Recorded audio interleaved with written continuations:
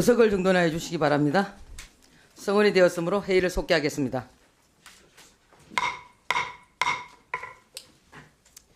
안덕골 의원님 질의하기 전에 들어가기 전에 오전에 최은석 의원으로부터 자녀 입시 관련돼서 자료 요청뿐만 아니고 여기에 대해서 여러 가지 이 의사진행반을 통해서 요구한 바가 있습니다. 그래서 그와 관련돼서 정리하고 넘어가겠습니다.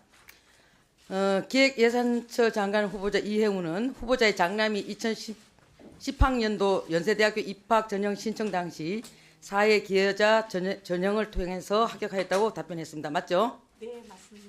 지금 입시 관련돼서 굉장히 예민한 시기입니다. 답변 잘 하셔야 됩니다. 당시 입학 요강에서 사회 기여자 전형 지원 대상은 독립유공자, 국가유공자와 함께 국위 선양자, 즉 국내에서 활동하며 학술, 문화, 예술, 과학기술, 산업, 체육 분야에서 세계적으로 권위 있는 상을 수상하였거나 업적을 내어 대한민국 국위를 선양한 자 또는 그의 자녀, 손자녀로 규정하고 있는데 후보자의 자녀는 조부의 청조 근정훈장 서운을 근거로 국위 선양자의 손자녀에 해당함에 따라 해당 전형 대상에 지원하였으며 해당 절차를 거쳐서 합격하였다고 답변하였죠. 네. 예. 그런데 헌법 제11조 3항은 훈장 등의 영전은 이를 받은 자에게만 효력이 있고 어떠한 특권도 이에 따르지 아니한다고 규정하고 있습니다. 알고 계시나요? 지금 들었습니다. 국회 12년 동안 국회의원 생활을 하셨는데 이걸 처음 듣습니까? 예, 뭐 그렇다 치고요. 그래서 점심시간을 통해서 본 위원장이 이 부분을 좀 정리한 바 2010학년도 연세대학교 입학 요강 및 평가 내부 기준 중 국위 선양자 관련 부분, 특히 훈장, 서훈자 및 그 자녀, 손자녀가 국위 선양자 전형 대상에 해당되는지에 관하여 확인할 수 있는 근거 규정, 그리고 둘째, 후보자 장남의 2010학년도 연세대학교 입학 전형 지원 당시 제출 서류, 셋째, 후보자 장남의 2010학년도 연세대학교 입학 전형 당시 대학 입학처의 입학 심사 결과 자료를 연세대학교에 요구하려고 그럽니다. 후보자님 동의하십니까? 동의합니다. 네, 동의합니다, 예. 위원장님. 자, 동의한다고 그랬으니까 바로 조사관 보내십시오. 예. 자, 예. 의사 진행 반응이시죠? 예. 진행 반응입니다. 예, 하십시오. 예, 위원장님. 오전에 후보자가 여러 가지 답변을 했는데 제가 보기에는 위정이 너무 많은 것 같습니다. 위원장님께서 따끔하게 좀 경고를 해 주시길 부탁드립니다. 인턴과 관련해서 곧바로 사과를 했다. 이렇게 해명을 했는데 조금 전에 그 인턴 직원이 언론 인터뷰를 했습니다. 사과는 물론 없었고 그 사건 이후에도 폭언이 이어졌다. 이렇게 언론에 인터뷰를 한 것이 떴습니다. 도대체 바로 사과하고 조심한다는 사람이 이렇게 말이 맞질 않습니다. 또 플래카드와 관련해서 당에서 내려온 플래카드를 그대로 그 게시했을 따름이라고 저 진술을 했는데 저한테 지금 저 제보가 들어온 걸 보면 카카오톡입니다. 위원장님께 제출하겠습니다. 아니 아직도 플래카드 안 만들었어요? 국민의힘은 글자로 넣지는 말고 로고만 넣으세요. 당원협의회라고 넣지 말고 당협이라고 하세요. 그 다음에 예 사진 3번처럼 하세요. 그 실체는 지금 참고하시라고 보낸 것처럼 좀 프로처럼 보이는 걸로 하세요. 자, 이 카카오톡이 제보가 되었습니다. 즉 이제 후보자가 자꾸 위정을 하고 있는 것입니다. 저하고 관련돼서도 제가 수요일날 자료 가져온 거에 대해서 아까 말씀을 드렸더니 뭐 제출을 했고 회수하지 않았다 이렇게 얘기했는데 7시에 온 유승수 과장, 기획예산처 유승수 과장이 11시까지 저희 방에 머물면서 저희 직원들하고 김밥도 같이 먹었다고 합니다. 그리고 11시에 갈 때 가져왔던 원본 한부를 회수해 갔다고 합니다.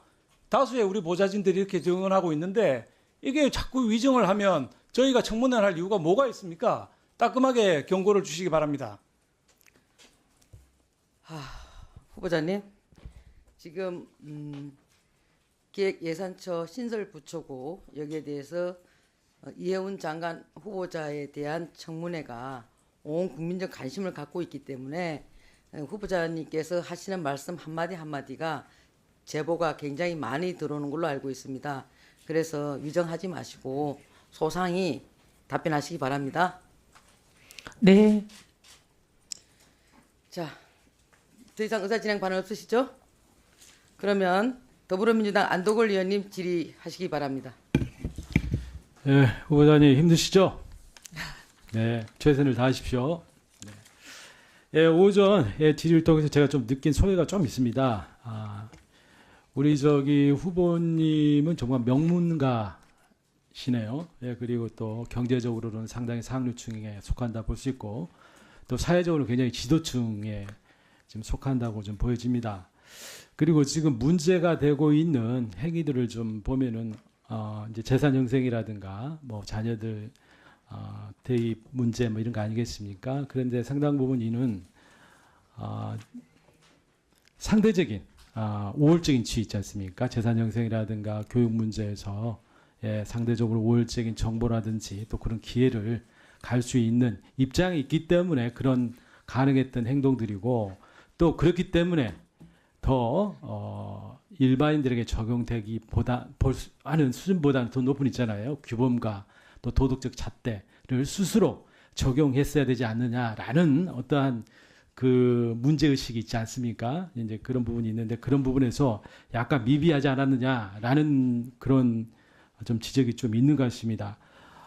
되돌아보건대 개별 행위의 어떤 시비를 떠나서 우리 후보자님 어떻게 생각하십니까? 특히나 이런 기회는 감히 이제 범접할 수 없었던, 예를 들어서 중산 서민층이라든가 이런 분들의 입장에서 봤을 때 그러한 행위들에 있어서 조금 더 지금 돌이켜 보면은 좀 더 신중했어야 한다든지 아니면 더욱더 남의 눈을 좀 의식하는 그러한 필요성이 있지 않았느냐, 이런 부분에 대해서 어떻게 생각하십니까?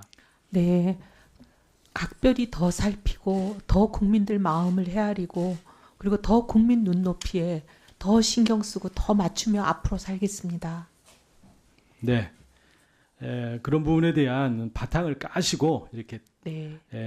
좀 질의에 답변해 주시면 좀 더 소구력이 있지 않겠느냐, 이런 생각이 좀 듭니다. 네. 네, 그리고 좀 저는 이제 정책 역량에 대해서 여쭙겠습니다. 우리 후보님 스스로 나름대로 과거에 이제 정부 국책기관에서 또 연구도 하시고 또 12년 동안의 의정 활동을 통해서 경제 또 재정 분야에서는 또 두각을 나타내셨다, 이런 말씀도 주셨고, 또 많은 또 그런 기대들을 하고 있는 게 또 사실입니다.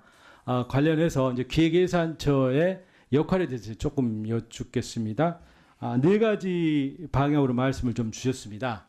그런데 중요한 거는 이제 그게 얼마나 관철이 될 수 있겠느냐라는 게 굉장히 중요하겠죠. 특히 기획예산처는 이번에 최초로 신설되는 게 아니고 98년부터 2008년까지 10년 동안 운영을 했었고, 그렇습니다. 그래서 당시에 어떤 운영한 결과에 대한 어떤 공과에 대한 평가가 좀 필요하지 않겠습니까? 그런 부분에서 우리 후보자께서는 어떻게 평가하시고, 또 우리가 잘된 것은 개선해야 될 것이고, 또 그때 아셨던 점들 있지 않습니까? 시행착오가 되지 않도록 하지 않겠습니까? 그런 측면에서 과거 기획예산처의 역할에 대해서 한번 평가를 좀 해주십시오. 네, 경제정책과 그리고 예산 기능을 좀 분리해서 견제와 균형을 이루겠다는 그 목표에 대해서 깊이 공감하고, 그것이 일정 부분 저는 좀 소기의 목적을 달성한 측면도 있지만, 당시 많이 문제가 됐던 것이 따로 논다. 네, 그리고 네. 이제 원팀이 되지 못해서 오히려 견제와 균형으로 인해서 우리가 얻는 실익이 훼손되지 않았냐 하는 그런 지적들이 있었던 점을 충분히 이해하고 있고요. 이번 새로 출범하는 기획예산처는 만약에 제게 기회가 주어진다면 견제와 균형만큼이나 원팀으로서의 조율과 화합을 더 잘 이뤄낼 수 있도록 최선을 다하겠다는 말씀드립니다. 네, 아주 중요한 포인트에 대해서 잘 지적을 좀 해주셨습니다. 그리고 이제 기획예산처이기 때문에 기획이 중요하지 않겠습니까? 그러니까 중장기 국가 전략. 네. 그리고 지금 같은 구조적인 있지 않습니까? 네. 전환기에 있어서 네. 이제 국가 발전의 중장기적인 비전을 제시하고 그걸 달성할 수 있는 어떤 로드맵을 만들고 그걸 재정에서 뒷받침해줘야 하지 않겠습니까? 네. 그래서 여러 가지 이제 과제들이 있을 텐데, 우리 후보자께서 가장 우리 국가 발전에 명운이 걸려 있다고 생각하는, 그래서 향후 5년 동안 있잖아요. 집중적으로 우리가 타겟팅해서 달성해야 될 정책 과제는 뭐라고 생각하십니까? 저는 현재 우리 경제가 안고 있는 단기적인 어려움, 그 고환율로 인한 체감 물가가 굉장히 높다는 사실, 네. 그 두 가지 이중고를 극복하는 것도 당장 문제지만, 장기적으로 우리 경제의 성장 엔진을 어떻게 만들어낼 것인가 하는 문제. 그래서 결국은 저는 신성장 동력과 그런 성장의 집중 재정을 투입해야 된다고 생각합니다. 근데 투입해야 되는 만큼 재정을 어떻게 보면 확대할 수밖에 없는 불가피한 측면이 있는데, 그럼 그와 동시에 저희가 더 관심을 기울여야 될 것은 지출 효율화. 그래서 재정의 건전성, 그리고 또 재정의 생산성, 효과가 나는 곳에 재정을 집중하고 선택 집중한다는 그런 문제가 굉장히 중요하다고 생각해서 그 두 가지에 민생과 성장을 지원하는 일, 그리고 재정의 건전성과 생산성을 높이는 일, 이 두 가지를 양대 축으로 해야 된다고 생각하고 있습니다. 예, 잘 좀 지적을 해주셨고요. 그래서 지금 이제 정부가 해야 될 일은 많고, 또 국가가 이제 경제를 살리고 또 미래 성장 동력을 만들기 위해서는 그 어느 때보다 있잖아요. 많은 역할, 그러니까 많은 재정 투자가 필요하지 않겠습니까? 그런데 지금 조성장의 세수 기반은 많이 지금 와해가 되어 있는 상황 아니겠습니까? 이런 부분에서 이제 그야말로 과감한 지출 구조 조정이 이제 필요하다라고 하는데요. 이제 지출 구조 조정이라는 게 말 좀 쉬운 건 아니죠. 네. 예, 그리고 보면은 이제까지 지난 정부에서 안 했던 게 아니죠. 네. 매년 지금 보면은 예산 당국에서 연간 20조 정도 지출 구조를 하거든요. 그래서 어떻게 보면은 지출 구조를 더 할 수 있는 여력이 있느냐, 또 이런 문제가 또 있거든요. 그리고 지출 구조 조정이라는 것은 부처도 마찬가지요, 기관도 마찬가지고, 민간 수요자들도 마찬가지고 엄청난 저항이 있는 거거든요. 그래서 이게 쉽지가 않습니다. 자, 그런데 그럼 구체적으로 어떻게 있잖아요. 이러한 새로운 재원을 염출을 해낼 수 있겠느냐. 구조 조정에 대한 보관이 좀 있어요. 네, 일단 유사 중복 사업을 정비하는 것이 굉장히 중요하다고 생각합니다. 지금은 각 여러 부처에 나뉘어서 동일인에게 여러 가지 형태로 지급되는 것들이 많이 있습니다. 여기서 뭐 구체적으로 얘기를 드리기는 좀 민감해서 자제하겠습니다만, 그런 경우에는 지원자 받는 수혜자 중심으로 1인 1계좌로 통합을 해서 여러 가지 부처들이 거의 비슷한 지원을 동일인에게 하는 이런 부분을 좀 정비해 나간다든지 하는 것도 있고, 그다음 의무성 지출 그리고 경직성 지출을 효율화하는 재구조화하는 것이 굉장히 중요하다고 생각합니다. 대표적인 것이 지금 고보기금에서 운영하고 있는 구직급여. 제가 다음에 또 말씀드리겠습니다. 네, 수고하셨습니다. 다음은 국민의힘 박성훈 의원님 질의해 주시기 바랍니다. 네, 후보자님은 이곳 청문회장에 와서는 안 되는 사람이라고 생각을 합니다. 후보자님, 저는 오전에 질의 답변을 보면서 참담함을 금치 못했습니다. 궤변과 위증, 그리고 의혹 뭉개기로 일관을 했고요. 이러한 참담함과 안타까움은 지난 98년부터 2009년까지 제가 기획예산처 공무원으로서 근무를 했기 때문에 그 참담함이 배가 되는 것 같습니다. 제가 한번 우리 후보자님의 의혹들을 한번 정리를 해봤습니다. 너무나 많은 의혹들이 제기되고 있죠. 여기에는 부정 청약이라든지 불법 재산 증식, 상습, 폭언, 갑질, 고성, 그리고 오늘 제기된 아들 부정 입학, 엄마 아빠 찬스, 금품 수수. 도대체 이 의혹의 끝은 어디입니까? 저는 이것은 국민들에게 상대적 박탈감을 넘어서 좌절감을 불러일으킨 그런 의혹들이라고 생각을 합니다. 만일에 후보자의 임명이 강행될 경우 이재명 대통령이 국민들과 공무원에게 던지는 메시지는 명확하다고 생각합니다. 앞으로 마음껏 부정 청약, 부동산 투기, 갑질, 고성, 불법 재산 증식, 부정 입학, 엄마 아빠 찬스 마음껏 활용하십시오. 장관 되는데 아무런 문제 없습니다. 우리 공무원들 그렇게 하십시오. 국민들에게는 미혼 자녀들에게 이렇게 외칩니다. 아파트 청약 당첨될 때까지는 혼인신고 하지 마십시오. 그리고 며느리라 부르지 말고 사위라고 부르지 마십시오. 저는 임명 강행이 국민에게 던지는 메시지는 이것으로 명확하다고 생각합니다. 애미안 원펜타스 부정 청약에 대해서 한번 여쭤보고 싶습니다. 제가 들고 있는 이 자료만 보더라도 이혜원 후보자가 얼마나 그동안 목소리 높여서 외쳤던 로또 청약, 비판과 정반대되는 행태를 보였는지 알 수 있습니다. 자료에 나와 있는 것처럼 퍼스티어 아이파크, 레미안 원베일리, 레미안 원펜타스 잠깐 모든 정지해 주고 좀 띄워보세요. 띄웠나요? 또 있습니다. 아, 그래. 네. 모든 로또 청약에는 이혜원 후보자 가족들이 다 청약을 했습니다. 치밀하게 설계되고 조직적으로 움직였습니다. 분양 당첨을 위해서 가족들이 선수 역할을 했다고 볼 수 있습니다. 결국 역할 분담을 통해서 오로지 분양 당첨을 위해서 모든 가족들이 움직였죠. 한번 보시게 되면 아들 장남 결혼 이후에 전입신고를 하지 않습니다. 보통 임대차 대항력을 얻기 위해서 전입신고와 확정일자를 받는데 그렇게 하지 않습니다. 국민의 상식과 정반대로 움직입니다. 아이파크 청약 접수 다음 날 며느리가 신혼집으로 전입신고를 합니다. 그리고 레미안 원베일리 청약 접수를 하지만 낙첨을 합니다. 며느리가 신혼집에서 전출을 하는데요. 이게 레미안 원페타스 일반 공급 접수일 5일 전입니다. 그리고 7월 31일 원펜타스 접수 다음 날 후보자 가족 모두가 장남의 신혼집으로 이사를 갑니다. 이날 공교롭게도 며느리는 신혼집에서 전출을 해 나갑니다. 9월 23일 원펜타스에 입주를 합니다. 그리고 다음 날 9월 24일 며느리는 신혼집에 재전입을 합니다. 정말 이 과정에서 며느리의 역할이 매우 컸죠. 그리고 25년 4월 30일 날 부정청약 조사 종료일에 이제서야 장남이 신혼집으로 전입을 합니다. 제가 많은 전문가들에게 여쭤봤습니다. 결국 이것은 가족들이 공모해서 설계에 따라서 치밀하게 같이 역할을 분담을 했다는 사실을 다 말씀을 하고 계십니다. 며느리를 며느리도 부르지 못하는 후보자, 지금 이 이야기를 했습니다. 가족 관계가 파탄나서 가족이 국민 여러분께 여쭤보고 싶습니다. 가족 관계가 부부 관계가 불화가 생겼다고 미혼으로 남겨둡니까? 대한민국의 어떤 가족이 가족 관계가 좋지 못하다고 결혼한 가족을 미혼이라고 부릅니까? 오늘 해명에서 제가 들은 것은 이 해명을 이혼 후보자의 사돈이 어떻게 받아들이고 모든 국민에게 우리 며느리, 이번 원펜타스 당첨에 결정적인 역할을 한 며느리를 공개적으로 가정 파탄의 책임이 있는 사람처럼 몰고 갈 수 있는지 저는 의아할 뿐입니다.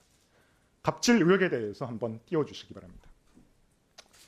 의원님 그 부정청약 제가 이거 말씀하신 먼저 거 말씀드리고 제가 답변 좀 드리면 안 될까요? 네, 제가 드리고 발언 기회 드리겠습니다. 네. 본인은 갑질을 척결해야 된다라고 말했습니다. 한번 그 이후에 갑질 한번 들어보시죠. 음성 좀 틀어주시기 바랍니다. 도대체 깜빡해서 왜 알아듣니? 너 대한민국 말 못 알아들어? 네 머리에는 그게 이해가 되니? 너 뭐 IQ 한 살이야? 야! 야! 내가 정말 널 죽였으면 좋겠다. 입이라고 그렇게 터졌다고 그냥 막 네 맘대로 그러고 떠들어? 나도 웃겼어. 핸드폰으로는 검색이 안 되는 게 얼마나 많은지 알아? 그것도 몰랐단 말이야? 너 언론 담당하는 애 맞니? 아니 그 지금까지 몰랐단 말이야? 너 모바일 버전이라는 거는 요약본 축약본이야. PC 버전에. 몰라 그걸? 너 그렇게 똥오줌을 못 가려? 모르겠어? 아 말 좀 해라! 이해운 후보자의 보좌진들은 저에게 이런 이야기를 했습니다. 악마를 보았다고 합니다. 후보자님, 장관직과 레미안 원페타스 어떤 것을 선택하시겠습니까?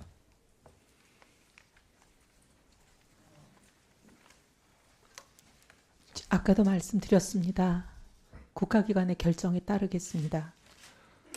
후보자님, 아파트 부양가족 수를 늘려서 허위 가점으로 당첨이 될 경우에 징역 5년에 처한 그런 사례가 있습니다. 의원님, 이거는 부정청약 아닙니다. 그리고 아까 제가 자세히 말씀을 못 드렸지만 저희 장남 관련해서는 공개적으로 얘기하기 참담한 사정이 있습니다. 멀쩡한 아들 가족 부부를 가정 파탄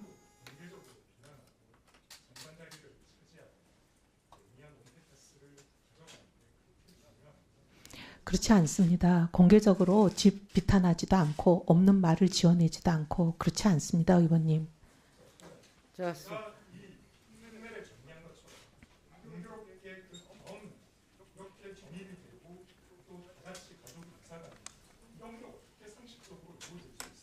의원님, 레미안 레미안 퍼스티지의 경우는 이미 전세 계약 기간이 만료되었습니다. 만료된 것은 저희가 전세 계약서도 다 제출했고요. 그것은 2023년 12월에 원래 만료인데 의원님 아시다시피 바로 총선이 있었습니다. 근데 총선 때 제가 지역구가 어디가 될지를 알지 못하는 상황이었습니다. 그래서 총선 지역구가 정해지지 않았기 때문에 총선 끝나고 그래도 회계 보고라도 하고 집을 구할 시간을 좀 주십사 집주인에게 부탁드려서 7개월 연장한 것이 7월 30일이 만료 기간이었습니다. 근데 2023년 12월에 그 전세 계약을 만료할 때 저희가 원펜타스 청약이 있을 거라고 어느 누가 알았겠습니까? 그건 조합도 몰랐던 일입니다. 아무도 알 수 없는 일에 그렇게 날짜를 맞춰서 계획했다고 말씀하시는 거는 받아들이기 어렵습니다. 자,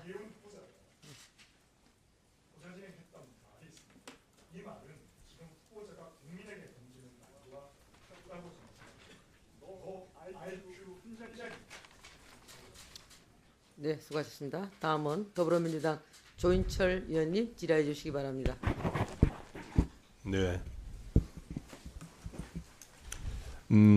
지난 21일 날 법원은 한덕수 전 총리에 대한 재판이 있었죠. 네. 거기에서 지난 24년 12월 3일에 있었던 비상계엄은 국헌몰란 목적의 폭동, 즉 내란이다라고 확인을 해 주었습니다. 당시에도 12월 3일 날 당시에 국민들이 이미 그걸 알았습니다. 알고 국회로 몰려와서 어떤 사람은 장갑차를 막아섰고 어떤 사람은 총구를 잡고 막았습니다. 그 결과 결국은 실패로 끝나게 됩니다. 이걸 보면서 참 참담합니다. 그때 당시에 우리 국무위원들과 총리가 좀 더 현명한 사리사욕에 사로잡히지 않고 어떤 국민 또는 국가를 위한 마음이 좀 있었다면 이런 일이 일어났을까라는 그런 생각을 해봅니다. 우리 지금 기획예산처 장관도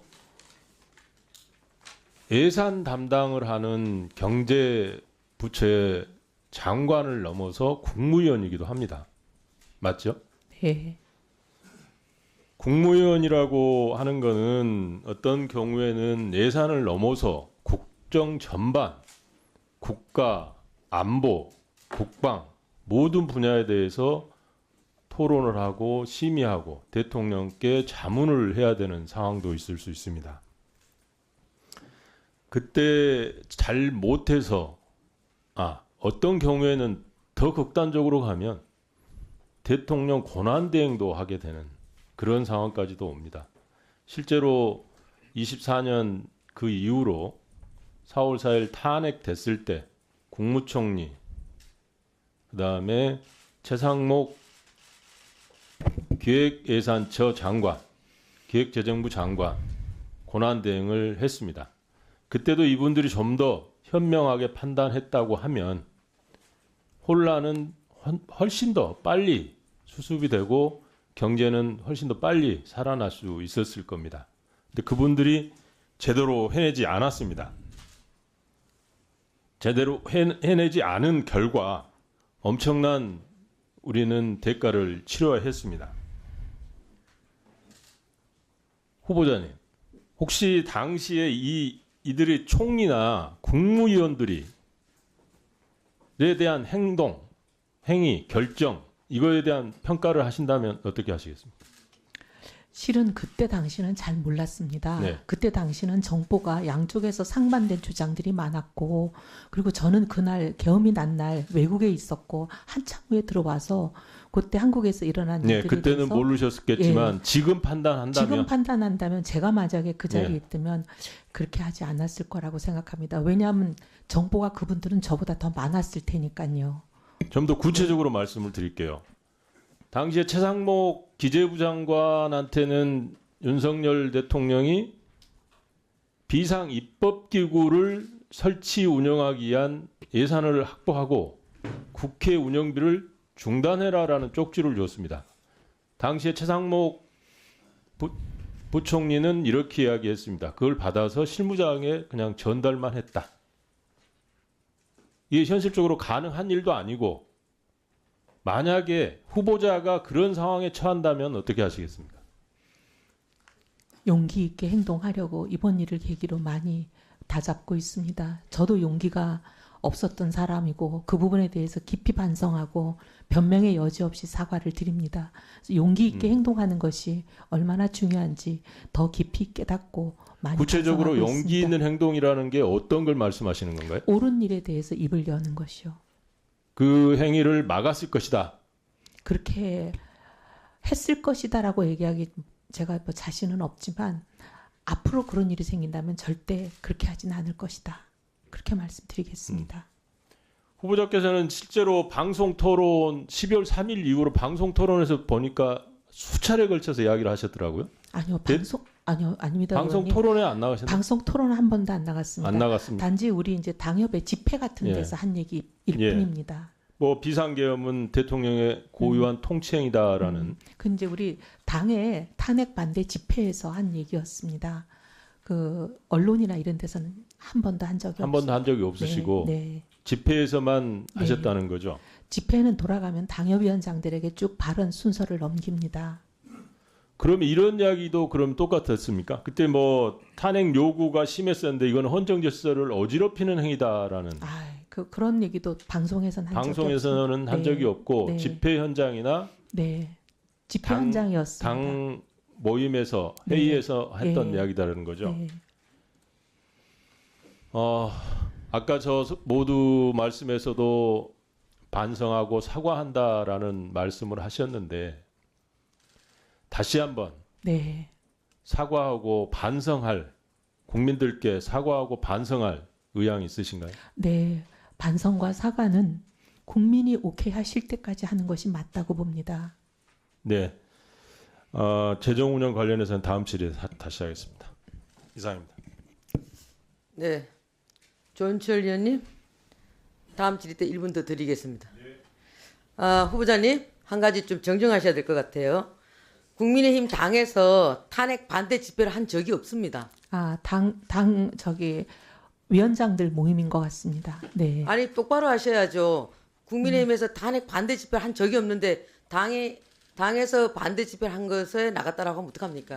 그거 네. 아니죠? 원외위원장들이 180몇 명인가 하는 거기였습니다. 그 당이 집회를 내린 적은 한 번도 없습니다. 네.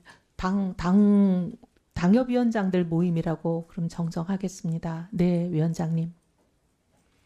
다음은 더불어민주당 이소영 의원님 질의해 주시기 바랍니다.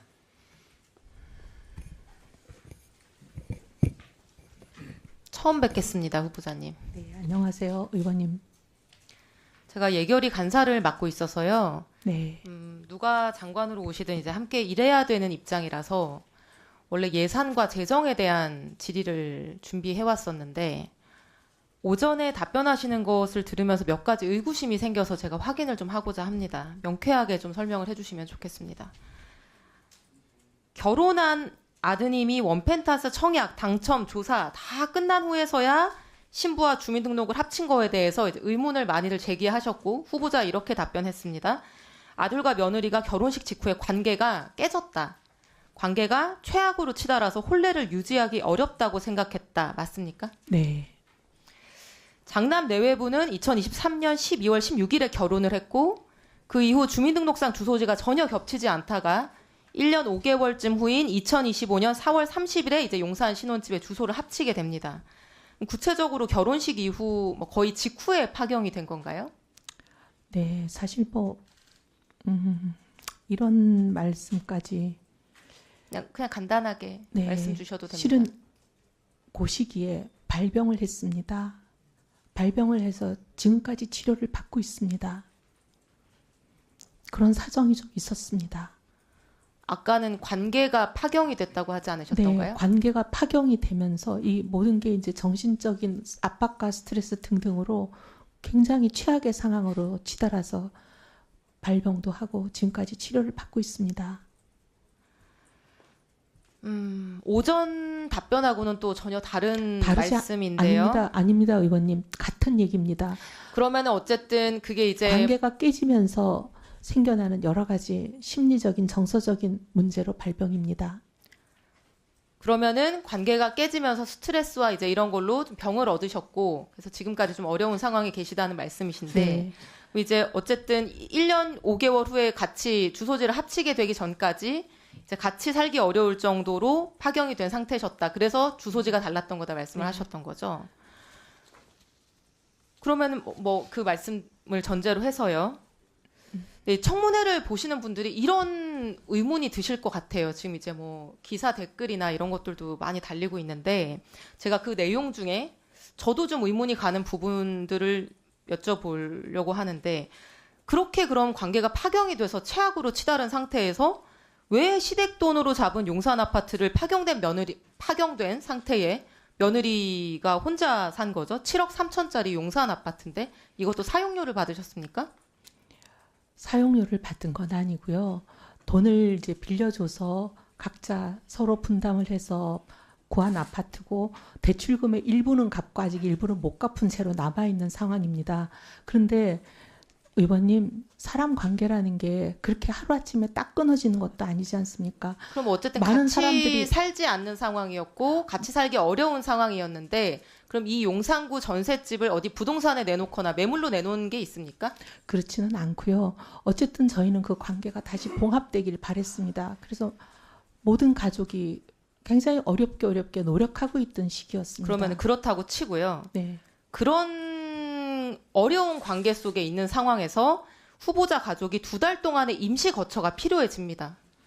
그러면 재산이 뭐 아들 3분까지 한 178억 정도 되시는 것 같은데 이렇게 재산도 여유가 있는 상황이기 때문에 다른 아파트 단기 임차를 할 수도 있고 요즘 이주할 때는 에어비앤비 단기 임대를 하기도 합니다. 보니까. 그런데 파경에 가까운 상태인 며느리가 혼자 살고 있는 집에 며느리를 2달 동안 이사를 보내고 들어갔다가 다시 2달 후에 그 집을 교대한다. 왜 굳이 관계가 파탄난 며느리에게 협조를 구하는 거죠? 협조를 구했다기보다는 그냥 저희가 들어갈 곳이 없다라는 사정을 전달했고 그냥 그 어떻게 보면 남편과 며느님은 도공 렉슬에 이사를 2달 동안 2번을 한 거거든요. 갔다가 왔다가. 근데 의원님 이사가 별로 이렇게 집기나 살림살이가 없기 때문에 근데 지금 그냥 이제 말씀하시는 것과 부합되는 어떤 자료는 전혀 제출되지 않은 상황이어서 아니요, 후보자님의 말씀만 듣고 지금 그러려니 이제 해야 되는 상황이거든요. 아닙니다. 다음 질문 전세 드려보겠습니다. 이사 업체와의 계약서를 제출을 했습니다. 의원님께도 드리겠습니다. 차규근 의원님께 드린 자료를 또 드리겠습니다. 그때 당시 이사했던 이사업체와의 계약서가 있습니다. 네. 2 슬라이드를 좀 넘겨주시고요. 3번 페이지로. 네. 왜 관계가 파경이 됐던 신혼부부가 1년 5개월이 지나서야 다시 같이 살게 됐느냐. 그리고 왜 하필 그날이 국토부의 원펜타스 부정 청약 조사가 끝나고 그 결과가 발표된 그 바로 다음 날이냐. 지금 여기에 대해서 전혀 몰랐다고 말씀하셨잖아요. 왜냐하면 저희는 뭐 그렇게 답변을 아까 하셨는데 이걸 한번 보세요. 이게 2024년 8월입니다. 대대적으로 언론 보도가 됐습니다. 원펜타스에 살고 있는 사람들은 이거를 모르기가 어려웠을 것 같아요. 왜냐하면 실제로 아파트 안에서 조사받는 세대들도 많이 있었을 거기 때문에 뭐 요새 아파트의 내부 단톡방이니 카페니 이런 곳에서 떠들썩했을 수밖에 없을 것 같거든요. 저희는 그런데 후보자 가족이 5분이나 되는데 이걸 아무도 몰랐다? 이렇게 대대적으로 보도가 되는데 아니요, 의원님 그 얘기가 아니고요. 부정 청약에 대한 조사가 있다는 자, 거는 그러면 대충 다음 들었죠. 질문도 그런데 그 드려볼게요. 조사 네. 수사 의뢰가 후보자님 언제 조금 끝나? 이따 제가 시간 드리겠습니다. 주시겠어요? 네, 감사합니다. 전세 계약 평생 많이 체결하셨죠? 평생 무주택자셔서. 네. 전세 계약 체결할 때 전세금 담보하기 위해서 보통 전입 신고하고 확정일자를 받거나 전세권 등기하는 방법이 있습니다. 법적으로 효력은 동일합니다. 전입 신고는 온라인으로도 가능하고 너무 간편한 방법이죠. 대신에 전세권 등기를 하려고 하면은 막 온갖 서류를 떼고 법무사 비용도 들어갑니다. 그런데 후보자 장남께서 거주했던 세종시 주택 슬라이드 보여주시겠어요? 용산 아파트에도 전세권 설정, 세종 아파트에도 전세권이 설정돼 있거든요. 근데 저는 지금까지 전세 살면서 한 번도 전세권 등기를 설정해 본 적이 없어요. 왜냐하면 이게 시간도 많이 걸리고 비용도 들기 때문에. 그럼 상식적으로 이거를 봤을 때 전입신고를 부모님의 청약 신청 때문에 장남이 살고 있는 곳에 전입신고를 할 수가 없기 때문에 비용과 시간을 들여서 전세권 등기를 했다라고 보는 게 합리적일 것 같은데 이 부분에 대한 답변해 주실 수 있습니까? 네, 두 가지를 묶어서 말씀드리겠습니다. 첫째, 원펜타스에 대해서 청약에 시끄럽다는 거는 대충은 알고 있었습니다. 하지만 저희 가족은 어디에 살든 한 번도 그 아파트 단지 내에 뭐 단톡방이나 이런 게 들어봐 본 적이 없고요. 그럼에도 불구하고 대충 들어서는 알고는 있었습니다. 하지만 뭘 몰랐다고 말씀드렸냐면 그 수사가 의뢰가 끝났다는 거는 몰랐습니다. 지금 말씀하신 거는 장남이 반포집에서 용산집으로 세대 분리를 해서 나간 시점이 왜 하필이면 조사가 끝난 날이냐 그 말씀이시잖아요. 조사가 끝났는지에 대해서 후보자는 전세권 등기 문제에 대해서 지금 아직 답변 전이신데 네, 그거 할 거예요. 후보자는 본인이 전입신고해서 사는 아파트에 대해서 지금까지 전세권 등기를 설정해 본 적이 없어요. 근데 굳이 아들이 사는 용산구와 세종시 아파트는 이례적으로 전세권 등기 설정을 합니다. 왜냐? 전입신고를 할 수가 없기 때문에. 누가 보더라도 주말에는 세종시, 예리하네.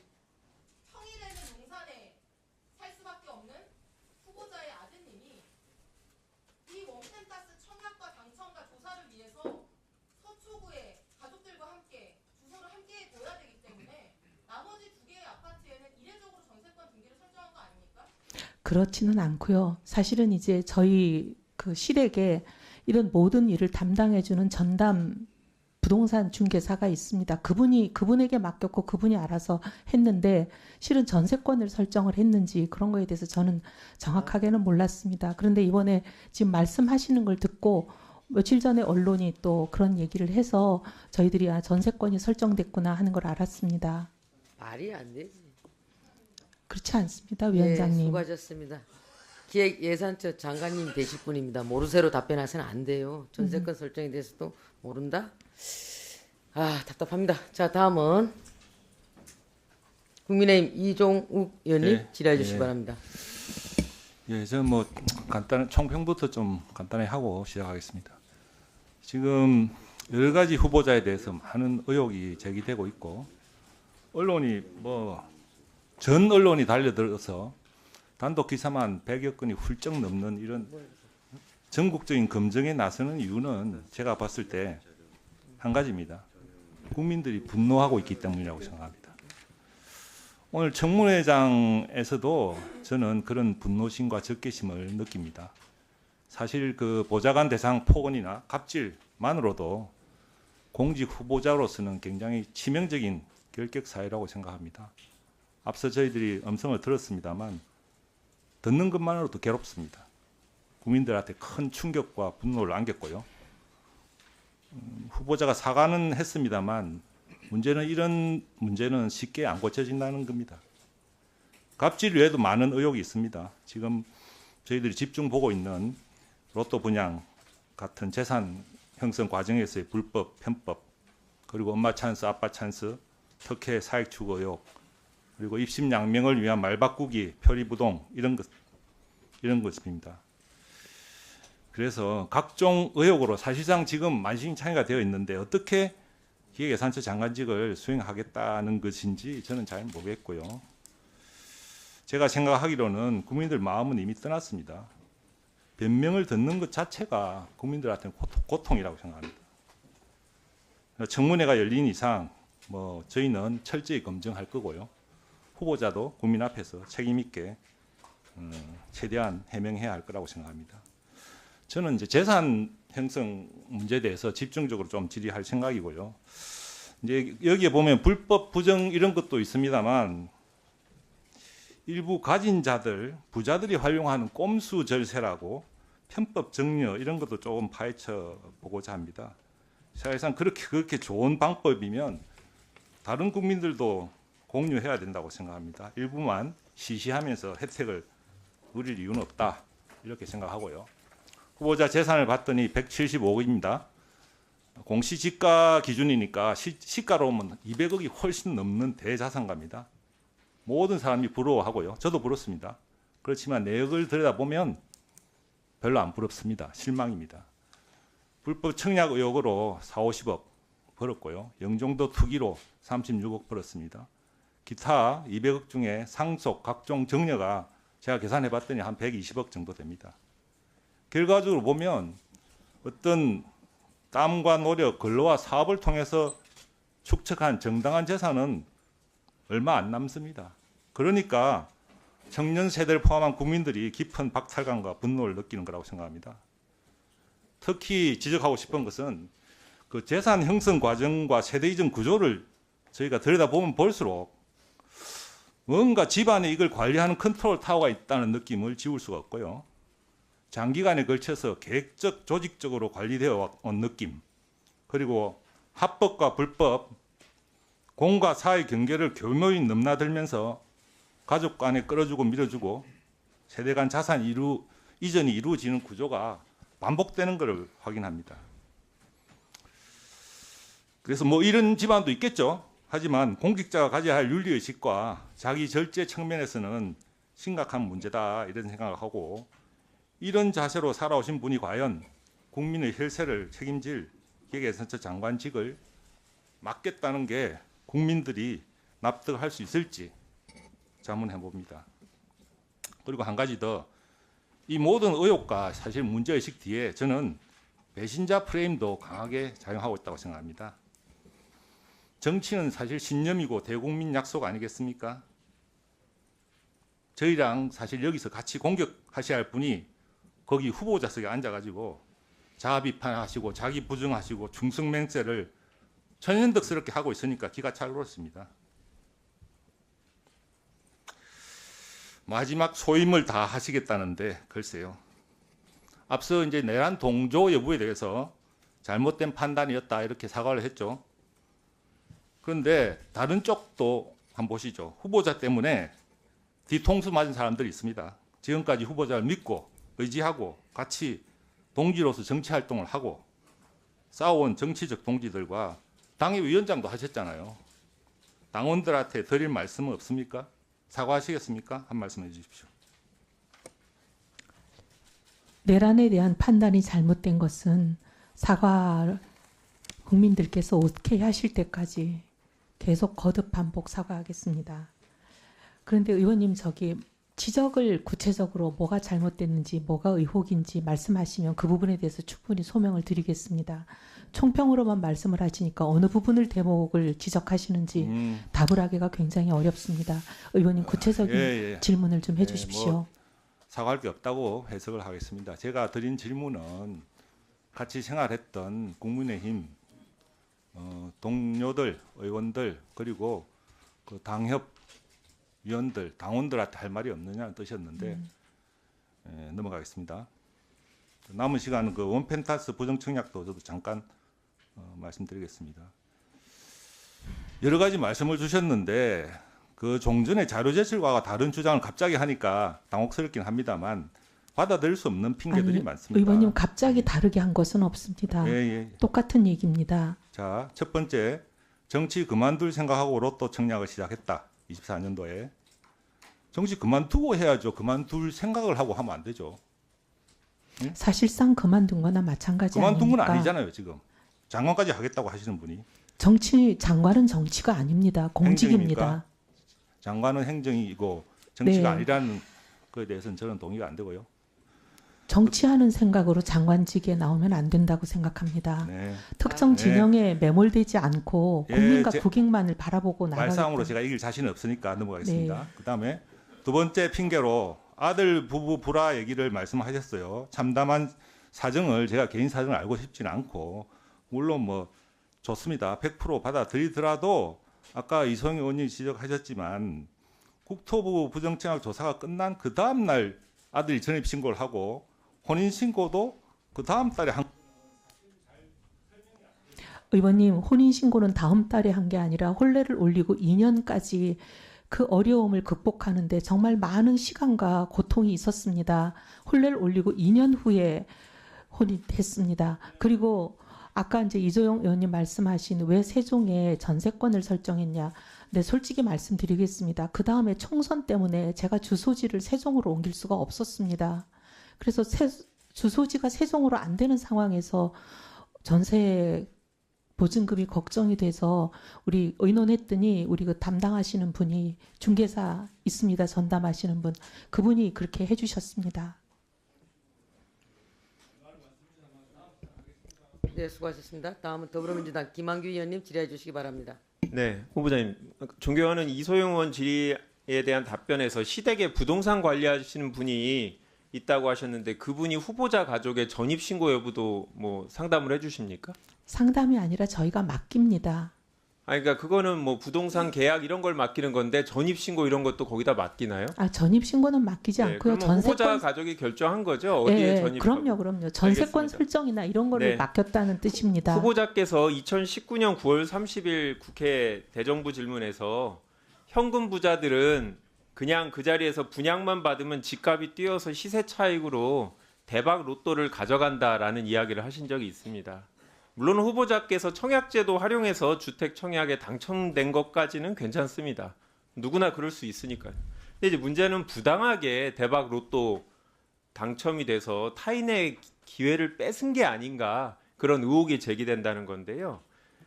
청약 신청할 때 가장 중요한 거는 부양 가족 수에 따른 청약 가점입니다. 만약에 이거 2025년 사례인데요.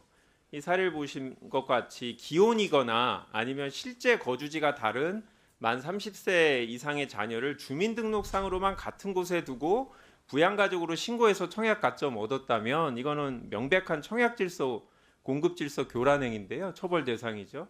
근데 지금 보여드린 사례가 지금 후보자의 사례와 유사한 게 아닌가라는 의구심이 드는 겁니다. 후보자 사례를 한번 보겠는데요. 후보자 장남은 2023년 8월부터 세종에서 근무하고 후보자 명의로 전세 계약도 체결했는데요. 그 시점부터 후보자와 떨어져 살았던 건 맞는 거죠? 전입 신고만 안 했을 뿐이지. 떨어져 살았다고 말하긴 그렇고요. 실은 이제 왔다 갔다 했습니다. 그러면 근무는 어디서 했습니까? 세종에서 했는데 며칠 근무했습니까? 주중에? 그게 이제 국책연구기관의 사정이 좀 있습니다. 그러면 출근 안 하고 재택근무합니까? 그렇지는 않습니다. 주중에는 세종에서 근무하고 주말에는 일이 후보자랑 같이 근무한 아니요, 겁니까? 주중에도 서울에 일이 많습니다. 아니 많은데 네. 그러면 주 거주지가 어디입니까? 주 거주지는 딱 정하기는 어렵죠. 아유 여기 세종이죠. 주민등록을 안 한 건 별개로 실제로 주중엔 세종에 있고 주말엔 뭐 후보자랑 있었을 수도 있죠. 주말에도 어디 있었는지 모르겠습니다만. 근데 전세 계약 체결할 때 아까 이소영 의원님도 지적하셨는데 보통 전입 신고하고 확정일자 받으면 됩니다.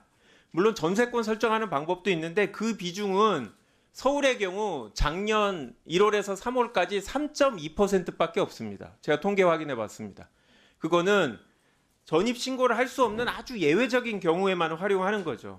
후보자님은 이 세종 아파트에 대해서 전세권 설정하셨죠.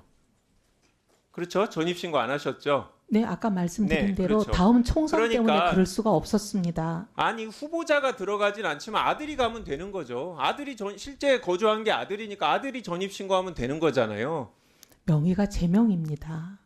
아니 어머니 명의라도 아들이 못 사는 게 안 되나요? 법적으로 아무 문제가 없습니다. 그런 문제 없고 아들이 전입 신고를 안 한 거는 그거는 아까 얘기하시기로는 뭐 서울에 다른 직장을 구할 가능성도 있어서 안 했다고 설명하셨잖아요. 가능성이 있는 게 아니라 실제로 구했습니다. 아니 그러면 네. 세종에 전입 신고했다가 서울에 직업을 구하면 다시 서울로 전입 신고하면 되는 거죠. 전입 신고하는데 숫자 제한이 있는 건 아닙니다. 그러니까 처음부터 전세 계약 체결할 때 아들이 전입 신고를 할 생각이 없었던 거죠. 그러니까 계약서를 보면 특약사항에 전세권 설정 의무가 있습니다. 임대인이 동의한다고.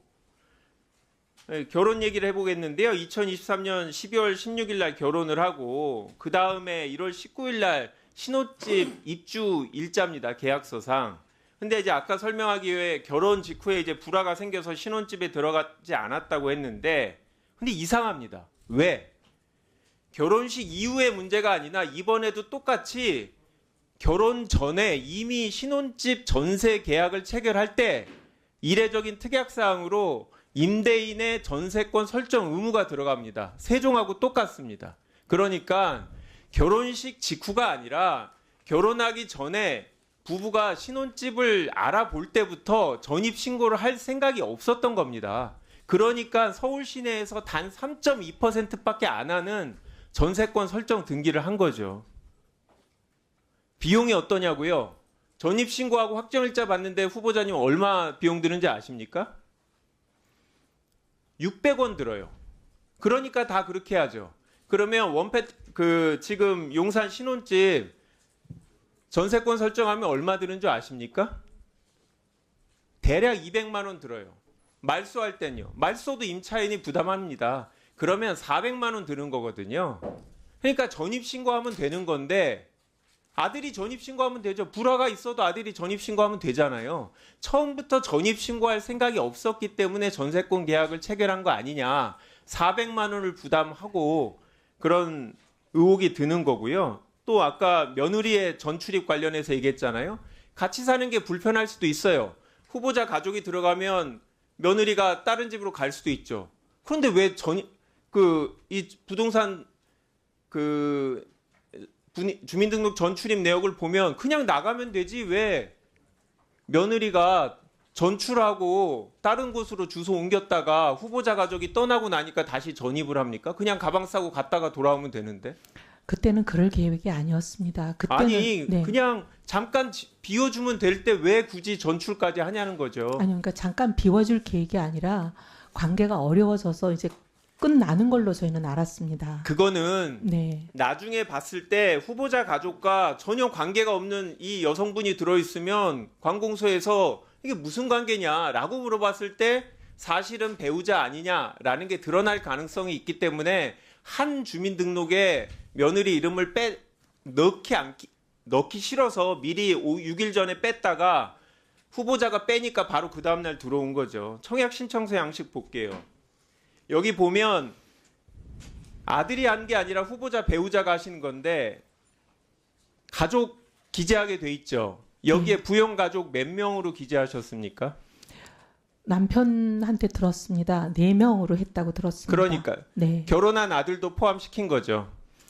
당신은 결혼이 아니었습니다. 결혼식 한 아들을 포함시킨 거죠. 예, 그런데 결혼은 직업을 따로 구하고 세종에서 따로 집까지 갖고 있는 그 아들을 부양가족으로 기재한 거는 아들이 아닙니다. 후보자의 배우자입니다. 후보자 몰랐습니까? 청약을 그렇게 많이 했는데 그렇게 많이 청약 하지 가점이 않았습니다. 그렇게 중요하다는 거 모르셨습니까? 아니 의원님 그때는 84점 중에 76점 받으셨는데 만약에 아들이 한 명 없었다 당첨될 수 있었습니까? 의원님 그때는 일이 이렇게 될 줄 누가 알겠습니까? 그렇죠. 이렇게 청문회 하실 줄 몰랐겠죠. 아니 그게 아니고요. 하지만 아니요 그게 아니고 청약 가점이라는 아니 거 후보자가 제대로 청약 사과를 하고 다시는 이러지 않았겠다. 형식적으로 결혼을 안 했기 때문에 실질적으로는 기혼이지만 아니 굳이 그걸 밝힐 필요 없이 미혼으로 처리했는데 결과적으로 그것 때문에 당첨됐다면 미안하다, 사죄한다, 의도한 바가 아니다. 이렇게 얘기해도 국민이 납득할까 말까인데 이런 식으로 하시면 저 여당이라도 이걸 어떻게 후보자를 옹호해 줍니까? 의원님 그렇지는 않고요. 만약에 정말 위장으로 저희가 혼인을 해놓고 청약 가점 때문에 만약에 혼인신고를 안 한 거라면 청약 기준일이 끝나자마자 혼인신고하지 않았겠습니까? 근데 그러고도 1년 반이 지나서야 가까스로 봉합된 상황입니다. 의원이 그렇지가 않습니다. 정말 청약 때문에 그랬다면 그렇게 1년 반까지나 그 고통을 감내하면서 살 이유가 없지 않습니까? 그런 사정이 있었습니다. 그리고 아까 말씀하셨는데 용산집을 구하고 나서 문제가 생긴 그게 아니고요. 실은 이제 결혼하고 얼마 안 있다가 문제가 생겨서 그 발병한 시점이 용산집을 구하기 전입니다. 혼인 신고를 안 한 거는 아들의 결정이다 할지라도 그 아들을 결혼식까지 안 한 아들을 본인의 부양 가족으로 신청해서 청약한 건 후보자, 배우자 그리고 후보자입니다.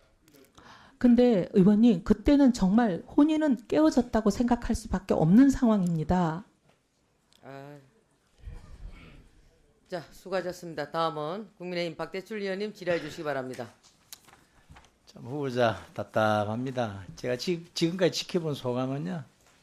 역시 아니다. 이런 겁니다. 국민이 오케이 할 때까지 사과하겠다 말씀하셨죠. 사과하세요. 사과하는 게 좋고요. 계속 그런데 자연인으로 사과하세요.